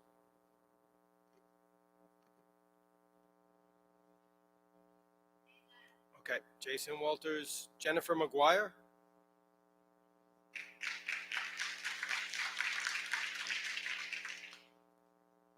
Hello. First, I want to thank the children that came up to speak because that was incredible. So I want to thank them.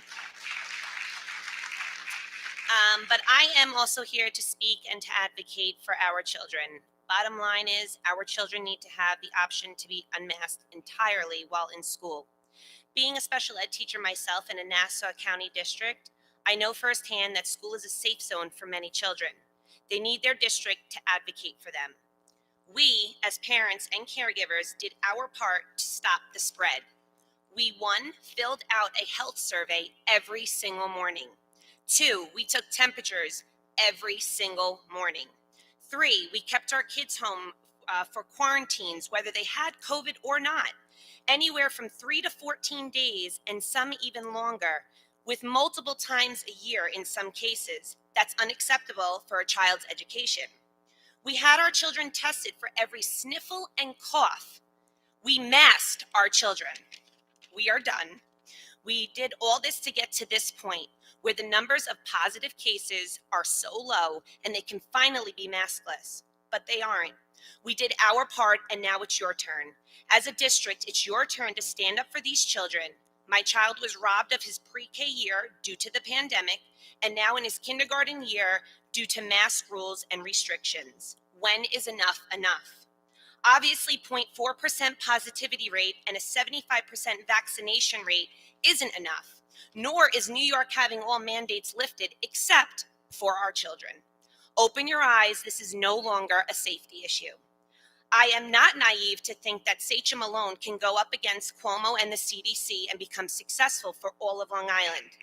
But why are we not collaborating and banding together with fellow districts and fighting this fight together?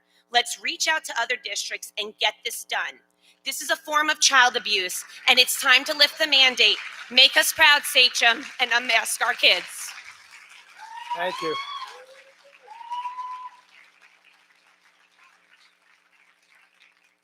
Erin Sapoznik.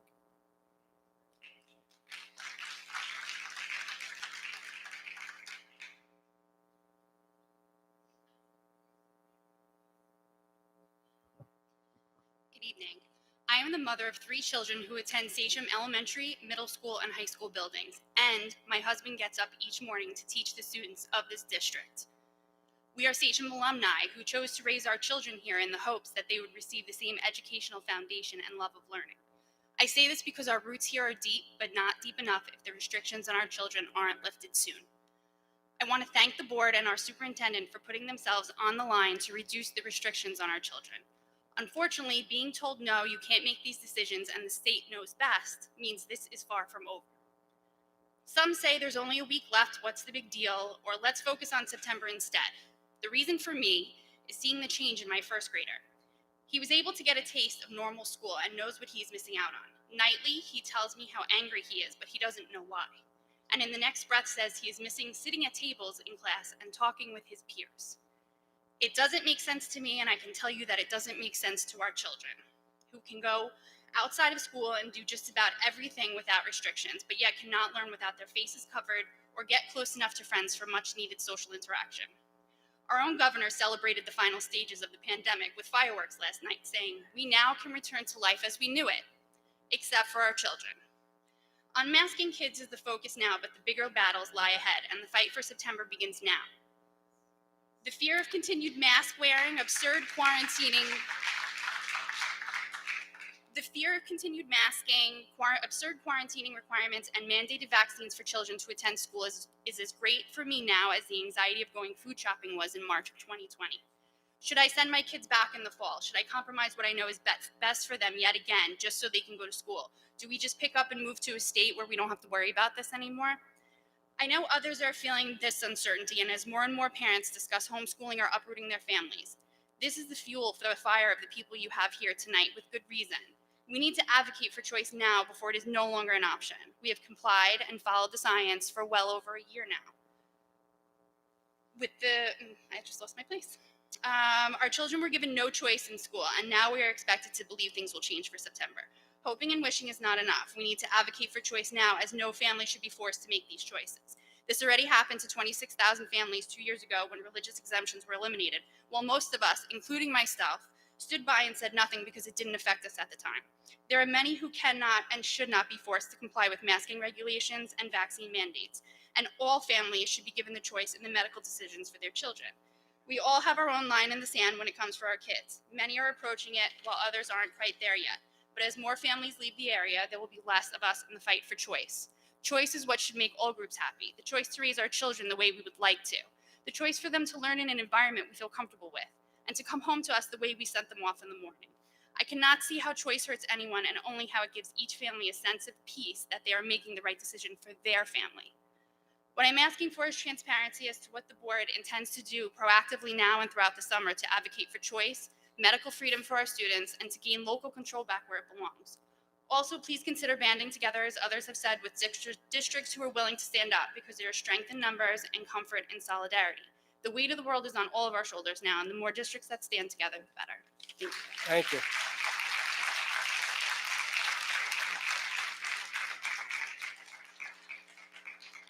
Erin Barone.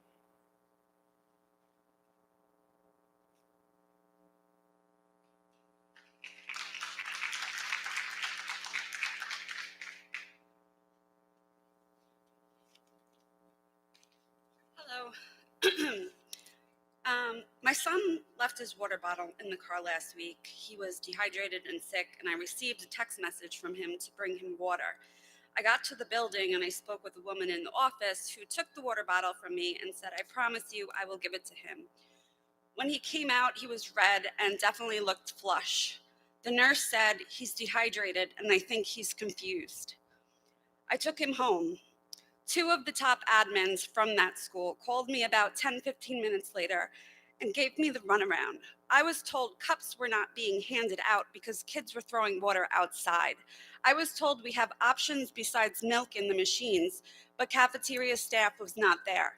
I was told the water fountain had a filter that works, but it's no good without a cup or a bottle. There is no mouthpiece on it either.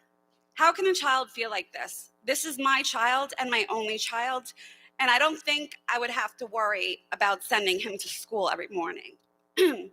When the buildings are hot, the air conditioner is not on in all of the classrooms.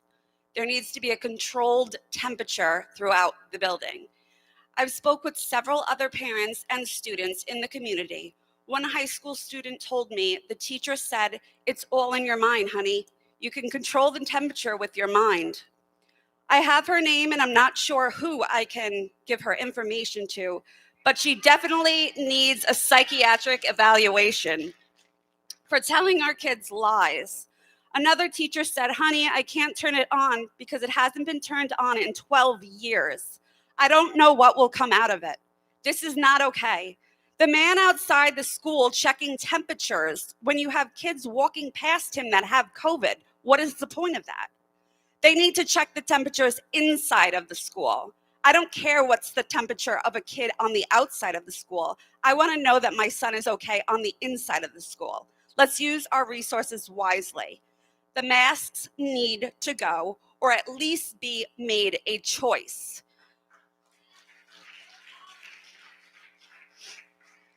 I am a single mom, and I didn't think that I needed to get involved in this. I'm just sharing my story, and if fear is a topic, that's what I'm really concerned about, because my child shouldn't be scared to pull down his mask to ask for a cup of water.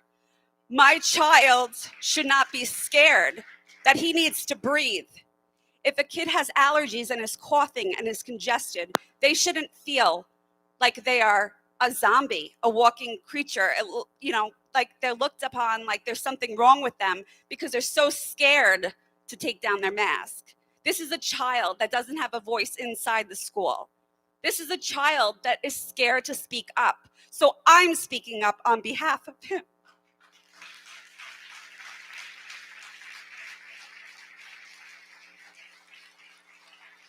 Thank you.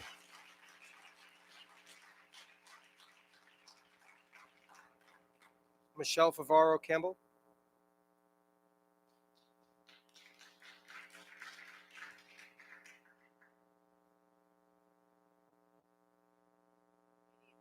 I'm actually not here for masks. I'm actually here to talk about the security issue that happened at East.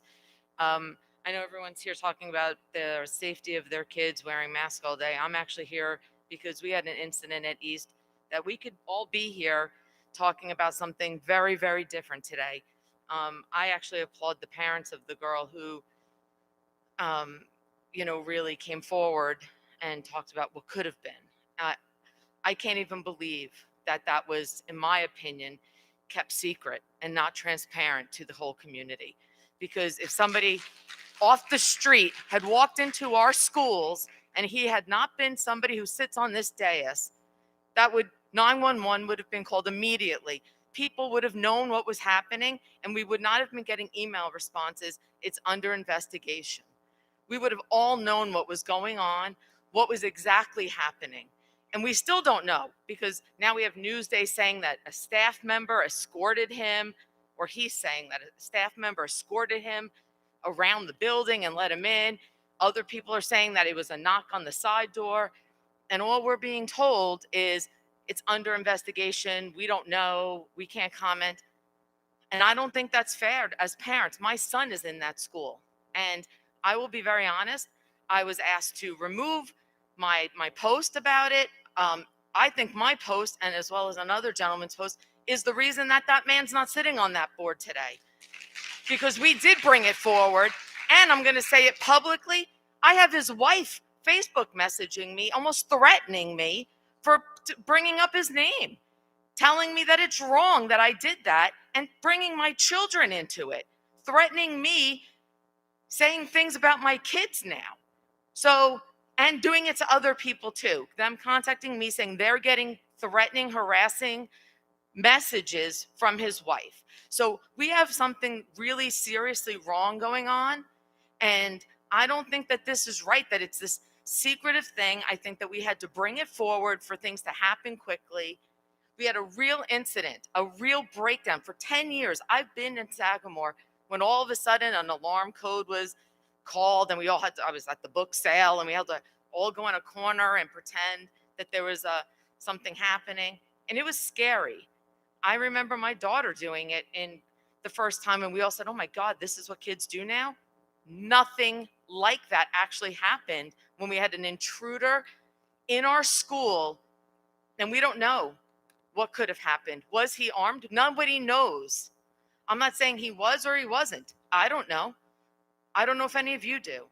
And we could be really having a very different meeting. And everyone who stood up here and talked about wearing a piece of paper on their kid's face, well, my kid was in that school. And a lot of other people's kids were in that school. And we could be not talking about a freaking piece of paper on your face. We could be having a very, very, very different conversation today. So I really believe, but we could not be talking about Guys, that. just So a second. Just let her finish. If you disagree, just let her finish. you can have a disagreement, but I'm saying our conversation would not be talking about a piece of paper. We could be talking about a very different conversation, not one of the safety protocols that for a decade our kids have had to learn about, have had training. Guys, I've asked, please just For be 10 respectful. years, our kids have had training. Our teachers have been having training, and and none of that sprung into action that day. And that scares me.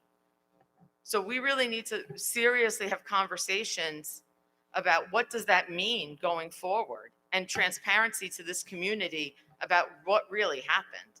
And that's my real conversation. Thank you.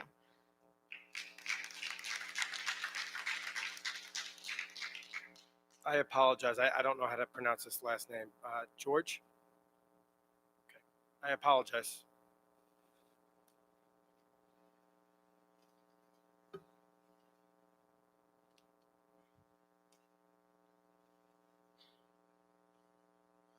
Just wanted to take a moment and a couple things from this meeting. I just wanted, number one, thank the administration for what they did. I don't know, back in September, I don't know how the hell they're going to pull this off, but you managed to do it. Okay, especially Ms. Hines and Mr. O'Keefe. I mean, before we had you, Dr. Pelletieri, we were kind of rudderless, and I give them a lot of credit. And and I really, and no one really does, but I really appreciate what you guys did. But it's been kind of an S show all year, and as you know, and I'm glad you're here, and I hope you want to fix things. But first day my 11-year-old went to middle school, he was in detention because you guys had him on the wrong day. So they stuck him in a detention room so I can go pick him up. Okay. At the same time, my wife was having a blood clot taken out of her arm in the hospital, and it was a horrible. And it just went back down. The whole year just kind of went downward that way. I get the masks. At this point, I wear a mask. That's fine. I had COVID. I lost half my hearing. I choose to wear a mask. If you don't want to wear a mask, I don't care. Okay. And that should be for the kids too at this point. Okay. I don't want you guys doing stuff and we lose money because you know what? The state has a lot of money. I don't have an extra $1 million in my pocket to give you in taxes if you lose that money. So you got to do what you got to do. But the superintendents association's got to fight for us. Okay, the teachers union's got to fight for us. Okay, I don't feel that. Okay, I don't feel that. And what's going to happen most is that my son sometimes it's like some teachers, it's like he's got different rules in different classes with the mask and what they can do. There's got to be some consistency. There's no consistency in the same building. Okay, this has got to stop, and that's got to stop not next year, tomorrow. Okay, it's got to stop tomorrow. Email everybody's playing on the same ball for the next week. That's got to stop. Okay, I appreciate. I used to work in Valley Stream Central High School. I know about you. I'm so glad you're here. Okay, I hope you stay here. Okay, and this last thing blew my mind with this board member. Okay, and it feels like this is the sachem of old. And I love this administration. I really have a lot of faith in them. But this board, not so much. And we've been watching. I vote. Okay, we got it. But guys, get it together. Okay, please. And as far as this empty spot, it should go to the person who had the next amount of votes, and that should be Ms. Volpe. Thank you.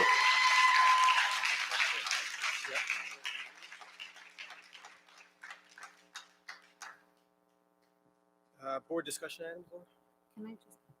Can I just interject 1 second? I'm sorry. Sure. Go ahead. While we were here, a child who was too afraid to stand up and talk amongst all these people texted me something that they'd like read.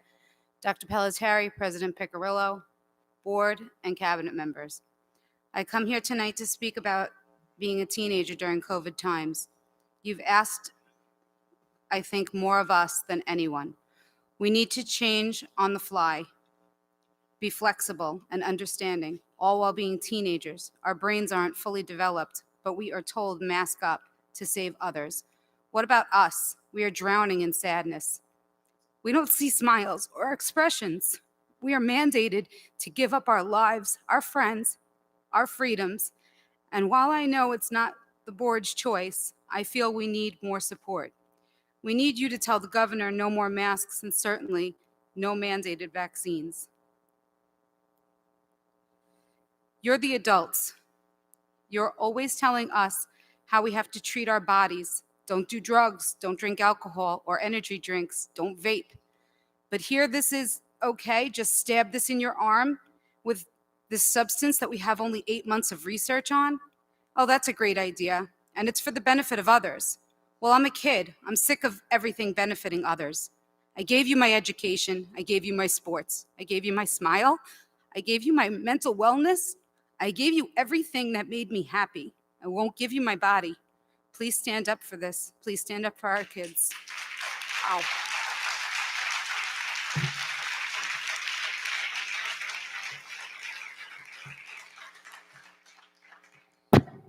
First, thanks everybody who came out to speak for your kids. This is my last meeting as a Board of Education trustee, and I support you all 100%. Dr. Pelletieri or Mr. Clayton, can you please, because there's so much confusion with Governor Cuomo's announcement yesterday that that applies to schools and graduations, can you just clarify that it doesn't change what happens on school grounds, including graduations?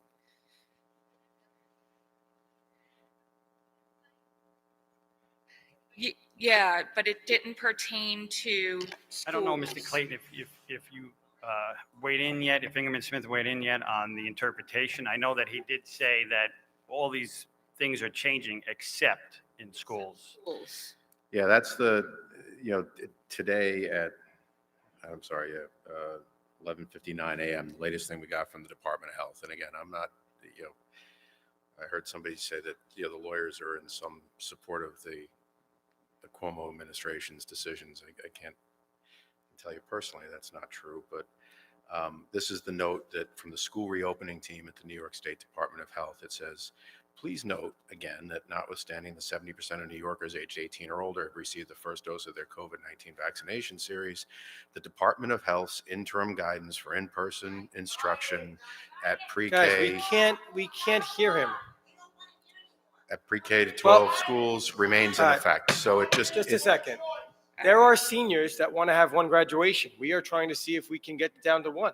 Right. That's what we're listening for. So All right. so that Sorry, I just wanted yeah, to that clarify. restriction applies to inside the school Okay. buildings during academic events. There All right. are looser restrictions for your graduation things, which we're exploring with you Right. to do. So this administration is working diligently to give the students what they ask for.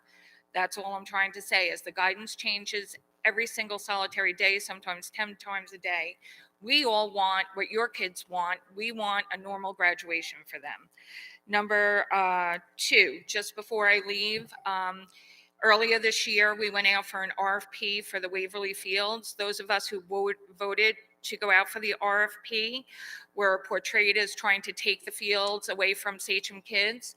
I can tell you the will of this board is to keep the fields for Sachem kids. The RFP was to give every single solitary group, including all Sachem groups, the opportunity to bid on it. Unfortunately, there's still a lease there, so the RFPs don't mean anything right now because we can't do it. But my hope is for the future that not just one Sachem group can use the fields, but that for there's a way for them to share the fields, whether it be with marching band, other groups, other sports teams, that it is a true community field. It was never donated for a specific use. The property was bought in 1971. That's public record. There was never a covenant that it could just be used to play soccer. It can be used to play any sport. Actually, football was the first sport that was played there. So it is my hope that as the new board moves forward, that those fields are used as true community fields for more than just one group. And for a future discussion item, because I won't be here, we saw a lot of social media posts where different classes were complaining, how come one building does this, one building does that? And we are always told that the class advisors work with the students in the building, because we all want what the students want in that building. One building may want something, one building may want something else.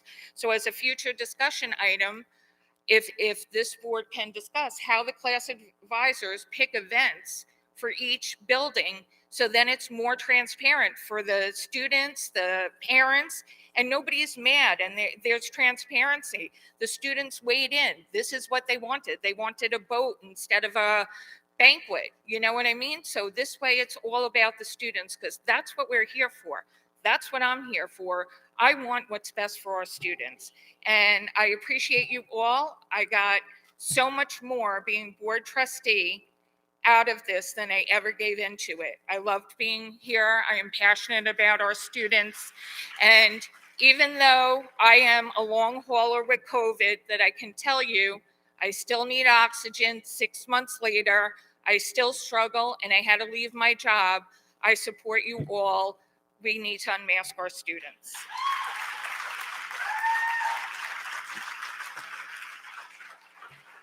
Mr. Scavo.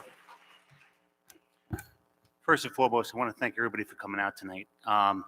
Your sentiments are the same as our sentiments, and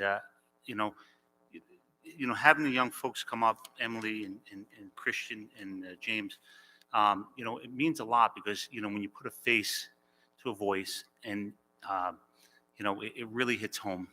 As a teacher, this year was a very, very tough year. I was in a mask for 7 hours a day, 7.5 hours a day. I watched my students really struggle. It was frustrating for me to watch. Every opportunity I could give them to take their masks down, I did. And to echo the sentiments of Erin Spoznik, the fight starts now for September. We have to start now. We cannot wait until August. If we wait until August, we're going to be in the same boat we are right now. So, I'd like for this board to work together with other districts to band together. We may have to go to Albany and lobby, and we may need it in large groups. But I want to look at other things too, because it's unhealthy to keep kids in masks, and it shouldn't happen, and it should not happen in September. You know, uh, and you know, I'd like to even speak to legal counsel, because it's not the first time that a school district has filed a lawsuit against New York State, okay, for wrongdoing. And if it's something that we have to consider and do to make a point in the statement, then we have to maybe look at that. So I thank you all for coming out and sharing your thoughts.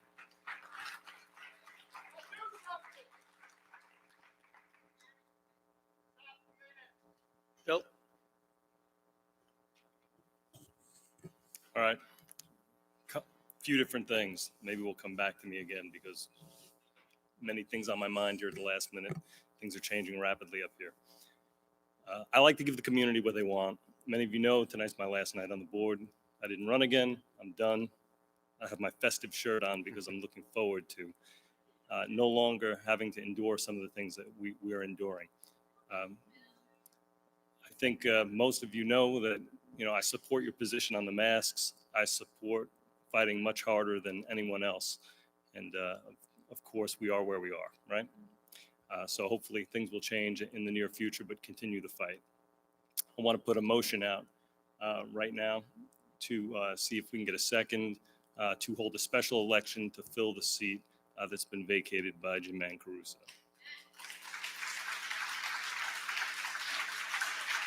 Yep, I see it.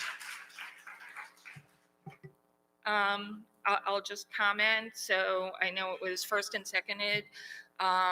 For everybody talking about transparency today and wanting transparency, even though it's going to cost $50,000 more or less, if we do not think $50,000 is worth our community having a voice to vote to fill a board seat, then I'm not sure what we're thinking. But to me, if we can't appoint somebody to have a special election to give our community a voice is what is imperative. And for those who say just leave it vacant, I will tell you, as I just explained my COVID story and I was lying in the hospital and I could not attend board meetings, this board couldn't do anything because it was a 4-4 vote. So that's what happens when you have 8 board members. So to give the community their transparency and to have a vote in who fills an empty board seat, that to me is well worth a $50,000 special election.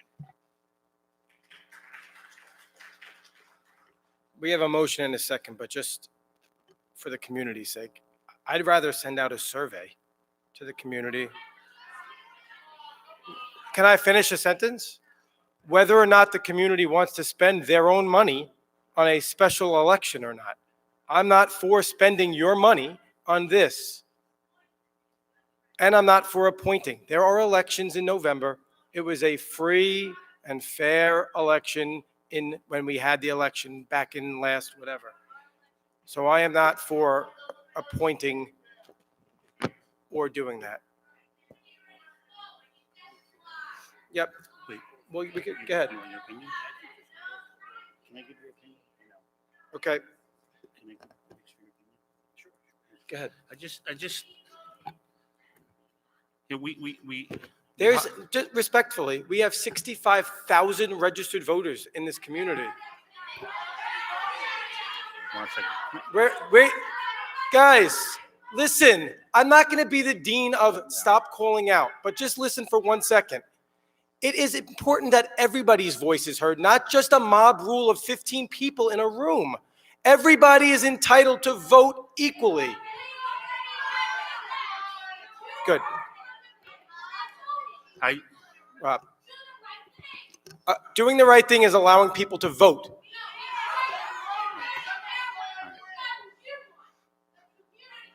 Okay. I get one vote. I'm not spending the community's money on a special election. I get one vote. Hiding behind what? All right. I want to say one thing. I want to ask the opinion of the superintendent who we've hired to run this district, his opinion as to, where he's at. A young lady spoke eloquently, a sixth grader named Emily, and she said, Dr. Pelletieri, we like you here. We want to keep you here. And certainly as a board member, I want to support the community, but I also want to support the administration and Kate moving forward. So I want to hear Dr. Pelletieri's opinion. I would be hesitant to, within hours of having someone resign from the board, to start talking about replacement. There is a new board coming in on July 7th, I believe, a reorg, and they should have that discussion. Thank you, Dr. Did you want to talk or no? No, I'm good. No, I'm sorry. I was looking at I Meredith. just Meredith had her hand up before. Okay. Okay. Yep. Yep. Yep. There's a motion and a second for a special election. Jim? That's a yes. Bill? Meredith? Laura? Rob? And I'm a no too. So that fails. So that without Sarah left because she didn't want to hear you guys with your masking, and she didn't want to be the tiebreaker here. We don't want to go back and forth. That's so Yeah. And unfortunately, yeah, our voices will not be heard. The next, you want to talk about on the other thing? Yeah, I have some other things that I'd like to Yep. discuss. So as far as graduation goes, I have an email that states that as of yesterday, every school district received, and I'm going to give you guys the benefit of the doubt and think that maybe you haven't received it yet because there's so much going on, but you received an email that reads as follows. See the highlighted portion below. The main takeaway is that in the end of the year events, and it's for kindergarten through 12th, any end of the year events. If your event is under 1,500 people indoors or 2,500 people outdoors, the requirements are masks for unvaccinated people. So it would appear to me 2,500 people can get together outside for the graduation. I think we should be able to have one graduation. I think it should be at 4:30 in the afternoon, and I think that it should be, at the very least, if we have 500 graduates, they should all get 4 people to be in attendance. Can we see if we can get clear answers on that for tomorrow? Yeah, absolutely. Again, the guidance that I was referring to was for inside classroom. So just to be clear, we're not talking about outside. This says outside events can be 2,500 people. Right. Meredith, I'm just saying that the comment that I made earlier was regarding masks in the classroom, not for outside events. I'm not talking about masks. I'm talking about gathering 2,500 people so that we can have our normal graduation that we've always had. Getting these kids back to normal. This is what we all need to be on board with. And I know there's lots of rules and there's lots of regulations and there's lots of guidance. And you guys all think that I'm this big rebel that breaks all the rules. I'm not. You show me a rule. If I run a red light, you show me the rule, you pull me over, you give me a ticket, and you tell me why I got that ticket. Not arguing against you, Meredith. Not arguing. I know you don't have an answer. And that's my problem, is that nobody can answer these things. I said I'm So- not arguing against you. What is that? But I'm not arguing against you. I know you're not arguing against me, but at what point do we stand up for these children and say, we need to get them back to normal? You heard the parents tonight. You heard them talk about the suicide rate, which far exceeds the COVID problems. You're sitting here, we're talking about the mental health of an entire generation, not just the 1,200 that are graduating from Sachem. We're talking about the mental health of an entire graduation. We're talking about long-term effects. And I know that personally, many people may agree with what I'm saying, but you're finding ways that we have to stay within our guidelines. Can we, as a board, and I will be the first one to speak up whether you guys want it or not, can we speak to Governor Cuomo and tell him, because he doesn't take calls from us, but as a Board of Education, maybe he would take a call. Maybe if we called Hop Hog, Massapequa, Rocky Point, Comsaquag, all the other ones who were willing to put their butts on the line, call them and get a Zoom call going with the governor himself, since he seems to be the only person that can take these things away. Because Everybody keeps saying there's only a couple weeks left. Well, you know what? There are some children that will only graduate from high school. That's it. They will only get a high school graduation. And there are some kids that have worked their butts off just to get it. There's a kid that's going to graduate last in his class, but he's graduating. And unfortunately, you guys want to just, it's guidelines. And nobody wants to push back. And that's why our community wants me to take the seat, because we've got a bunch of complacent people that sit here. The people that are leaving are the ones that are fighting. You guys fight, yeah, you fight for your hidden agendas, but not one of you is sitting here always, every week, week after week, fighting for the kids, except for Bill, except for myself, and except for Laura. And so, you know what? If it costs $50,000 to get a special election to tell you the same goddamn thing that everybody has already told you, because you guys don't want to appoint me because you're afraid of me, unfortunately, that's the problem. But you know what? I could probably do more damage as a citizen than as a Board of Ed trustee.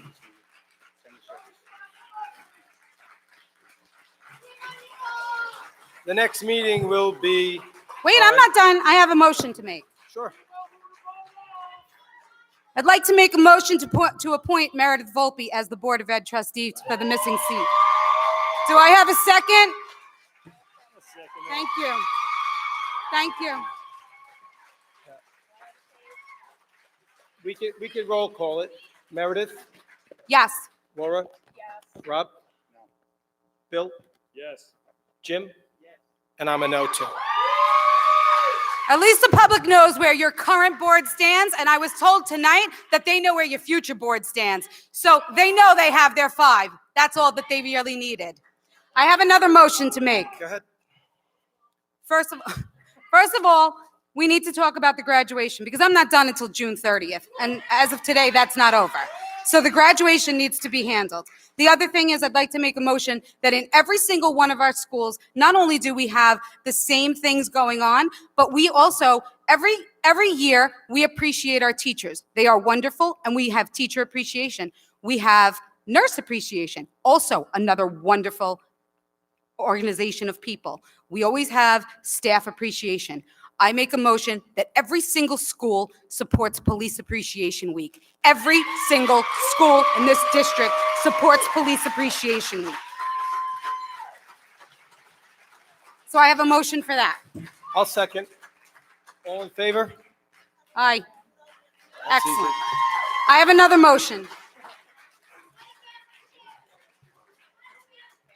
Much like what Laura said, we need a motion that every single school is on the same page. I understand that everybody wants to do things in their own way, and principals need the autonomy to make their school exactly what it is. Each school in our district has different things that they deal with, and they have a different, even though we're all Sachem, they have a different dynamic in their schools. But there is no reason why my child in 11th grade did not get a junior banquet this year, while Sachem East did. All that tells me is that some people work a little harder than others, or some people wanted something that other people didn't. And much like what this board just witnessed, or this public just witnessed, you don't always get what you want if people have hidden agendas. So I need to make a motion that we have more consistency in all of our school events between both high schools, 3 middle schools, and the 10 elementary schools. I'm not saying that they have to be exact, but they have to be similar, and there has to be a lot more children input. So I have a motion on the floor for that. Go ahead, I'll second it. Thanks. Jim? Bill? Rob? Laura? Good. Thanks. I think that's it for tonight, but I do have like 14 days left, so. What time is it on July 7th? Okay, next meeting will be on July 7th at 6:30 back in the other room. Have a good night, everyone. Can I have a motion? Second? All in favor? Good night.